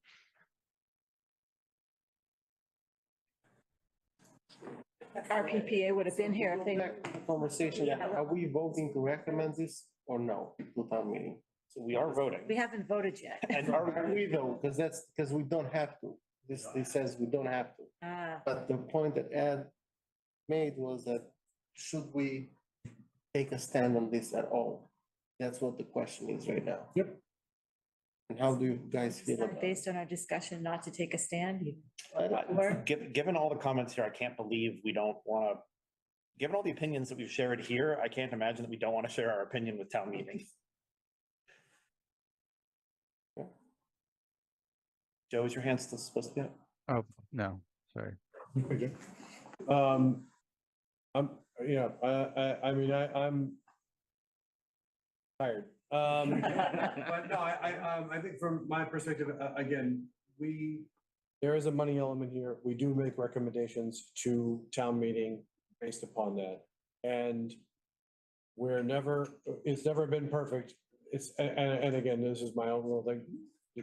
Does town meeting listen to us every time? Nope. They do town meeting does their own thing anyway. That's their own body. But our charter, for lack of a better term, is to be able to do that. So that's why I think it makes sense for us to be able to do it, especially after the 36 hours that we spend at town meeting talking about this. At some point in time, like, I think there'll be a point where folks from the select board will talk. So, and then they'll look to us at that point, and it's better for us to have something to be able to, that we're organized around. I can guarantee this is not going to be a 9-0. We're not going to have, kind of unanimous type of vote on this, just based on how we're talking. But again, I could be wrong, but I do think, this is something, and this is, something that's very similar to the Lot 5 discussion. The Lot 5 discussion went very similarly. We were, I don't think we recommended it. I don't even know how the right way you actually phrase that. I'm still sore about y'all not recommending. Just for the record. Yes. I wasn't on FinCom. Yeah, so I think that's. For all five. Yeah, that's right. There were so many different ones involved. So I'm just saying that doesn't, and maybe specifically to your thing, Mark, I don't think it precludes town meeting from proceeding, because they're going to hear the facts, they're going to hear what's presented. And I'm not even necessarily clear, even if we do vote, I don't know if someone's going to call on us to be able to give that report. Supreme Court. Exactly. Dissenting opinion. Yeah, I don't even know if it's, again, it might have to get to a stage before we do that anyways. But so my thought is that we should. My thought is that we probably have exhausted the topic and that we should just move to a motion to be able to do it, unless someone else has, a couple people haven't spoken. haven't spoken. I'll leave it to you, Jeffrey. I think you're the only one that hasn't. But, yeah, You can speak. yeah, so, that's kind of where I sit on it. I mean, it's just because it's after 10 and I'm a pumpkin. Making a motion. Make a motion, please. All right, move to recommend the contents of Article 12 to town meeting as presented. Second. By Mark, thank you. All right, we'll go to the vote. We'll start with Joe McDonough. Yes. Mark, Yes. Mary Ann, Yes. Joe, No. John, No. Emily, Nope. Andrew, No, Jeffrey, No, Ed? No. Three in favor, 6 against. Again, I don't know how we even say that. It's not that we voted 3-6. We voted 3-6, Recommend the article. yeah, no. so it's not to recommend. So, 'cause it's- No. Vote on recommending was 3-6. The vote on 3 yes and recommendation was 6 no. 3 to 6, yeah. that's how you say it. And guess what? Guess who's gonna talk about it? Marion, yeah, has it. She's the only one that can be able to phrase it, so she's got it. But yeah, so that's, thank you. And again, thanks for entertaining that. Again, I know we didn't have the obligation to do it. I just thought it was pertinent for us to be able to do it. We still have agenda. Yeah, so, and, yeah, so it'll be quick though, and for future agenda items, I know it's already, we already had it, kind of for the financial forum in 2 weeks, that the agenda for that is to include, Senator Lewis's, gonna be there. Wasn't it gonna be all MBTA communities or something? That's what you said last night? Yeah. Yeah, and that's with Community Development Director, both Lewis and Community Development, are talking about MBTA communities. Perfect. And then, are we also talking about CPA at the second financial forum? Guys would like to. That would be wonderful. I think we should. Yep, I think we should. Again, I thought that was a good discussion starter at the select board. And so I think it's, and much more widespread than pickleball. I So yeah. didn't give most of my select board report for that thing because I figured we were gonna talk about it. There we go. So good. And then I don't think we had anything else for the financial forum. Mark, I do, whether it's the financial forum or shortly thereafter, I do think your idea of getting a status as far as where we are on capital projects from a money perspective, where are we? Are we tracking towards, this is, a money tree like Parker Roof, or is it, are we, kind of tracking in No, a it different? lost a lot of funds. Yeah, and I think like also the ARPA. Oh, you were ARPA talking thing about, too. you were We're talking talking, about both. Yeah, Yeah. please, I think please, having a like, handle on all of that would be great. yeah, please go so, through the couch cushions and count. And tell us so what you yeah, find. so we're talking both about the different, What hasn't been spent on capital and also like that, the Burbank Fund, Mhm. whatever that is and what. 40R, other funds there are. 40R Balances in stabilization. all of the revolving accounts, maybe. Well, but is it a revolving account or is it a, That's a trust. is A it a fund? dedicated account. Is it, yeah. Dedicated, yeah. It'd be good to see a Housing list of trust them all fund. too, because they seem to pop up. I think Sharon knows what we want. Sharon, does that make sense? Are you, and by the way, if you're not here, I can totally understand why. I'm not sure what you're asking. So are you talking about the debt-related capital projects or all the capital projects? I guess that's the thing I'm a little confused about. We have a separate fund for any large capital project that is funded with debt. And that's in the general fund, for the general fund projects and water, sewer and storm. Is that what you're looking for? Or are you even looking to find out where we are with the operational 1-year money that we spend on capital? I don't think it was so much the latter. Yeah, At the least, first, and also just what other, funds are out there. yeah, so I think Sharon, like on that first point, and maybe this is something you can help clarify for us. So in the first one, we were talking about where we have debt. If something comes either under or over budget, what do we do?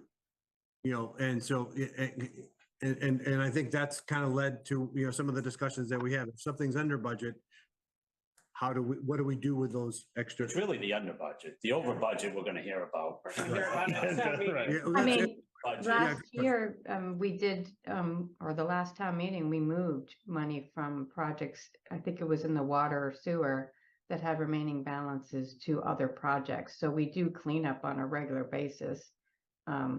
So I guess I'm not sure. I mean, Well, like it's hard to say what a project's gonna have left until it's actually done. So that's the hard thing. I can give you a status on all of them, but I don't know where they are in terms of completion. Like That would be Park- something I'd have to Park consult with Roof the department head who's managing the project. I think what we're asking, like Parker Roof was a surprise, you know, that it's, you know, 600,000 plus, you know, and just, you know, kind of wanted, like, is there other surprises out there? So when we look at, you know, if we've got, where we're short on budget, we'll know where we can get it from. And that's what I've kind of been doing, just as we have things come up, we look at other sources. But there's not a ton of extra sources. I mean, that Burbank, the Ice Arena Fund, we used that regularly up until like, I don't know, 2014, because so much capital needs were needed for the building that we weren't collecting much of anything from the Ice Arena. They were putting the money into the actual property. So we didn't have anything worth pulling from. I mean, so what's there has built up over like 8 or 9 years.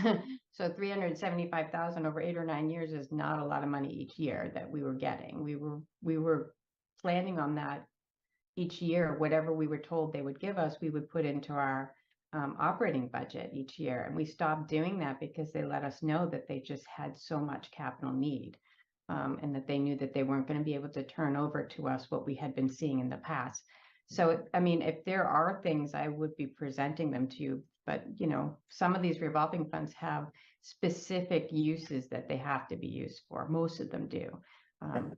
There's not a lot of unique ones like that where you have that opportunity to grab. So then, and so I guess the other thing that we were thinking then, is it okay to get like a status on the different, like stabilization fund or, you know, funds like that where there are possible funding sources for, you know, kind of projects, or, you know, whether they're, and actually in the conditions around that, because some of them are used just for capital, or some of them, you know, there's some stipulations. I know there's the Housing Trust Fund and 40R and, you know, those different things that are, I think would be good for us to have as a committee, just an understand, you know, not a cheat sheet, but like, you're kind of like, you know, like something, just a, you know, kind of a handle on what those are. And it probably would save us when we actually have to use them, where we ask the question, what are those for again? You know, like, it would be good to have that as a, you know, kind of as a baseline for us, so that we, you know, when something like this comes up, that we never make recommendations, but at least we'll know and we'll have some familiarity with it. I certainly can do that. I mean, do you still want the capital as well?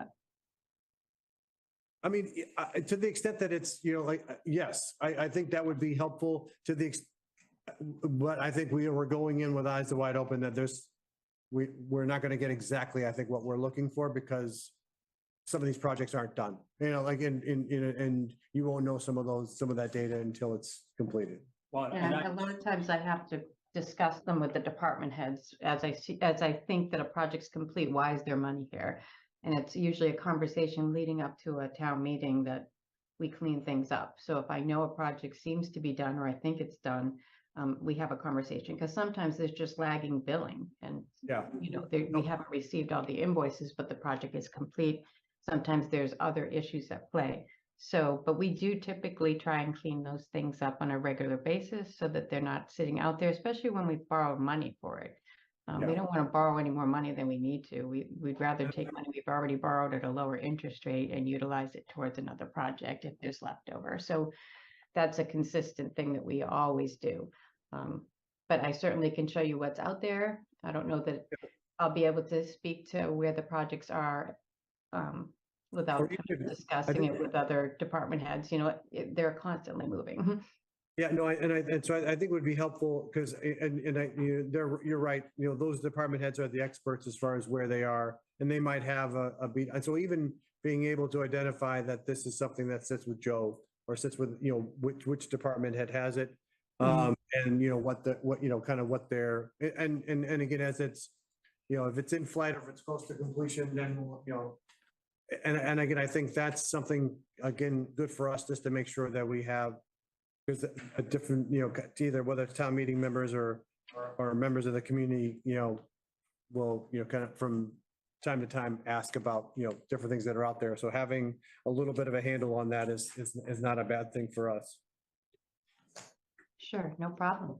Sorry, Mark, I cut you off, but go ahead. I didn't know if you had something you wanted to add.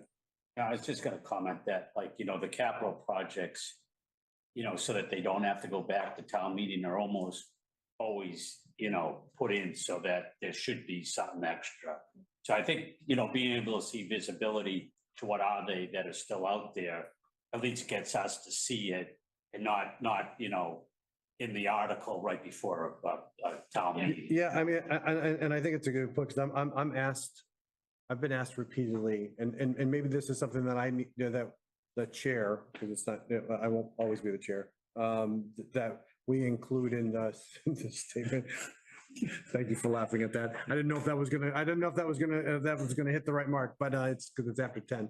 But that, in the report that we given for April town meeting, then maybe that's something that we can talk to finance report about, as far as some notable capital projects and where they are, and things of that nature too. That's just something else that I think would be informative for town meeting. Did someone else have their hand up? No, good. All right. Can I make a? Yeah, please. Yeah, of course. Yeah. Of this discussion, but yeah, I noticed that RMLD has no article in this at all. So that will be like, I don't know how many years they've gone without articles. Like, I mean, and I'm talking borrowing. So yep, I would still like to see them. Actually, and that's actually, Andrew, that's a fantastic point. I know we talked about having RMLD come in, and I don't know necessarily, it's probably too soon for the forum, but I would like for them to come and chat. Just interesting that they pay everything. Was that? So the forum's going to be pretty busy with the two things. Yeah, no, exactly. And it's, and we, again. 25th. 25th. Wednesday, yep. 2 weeks.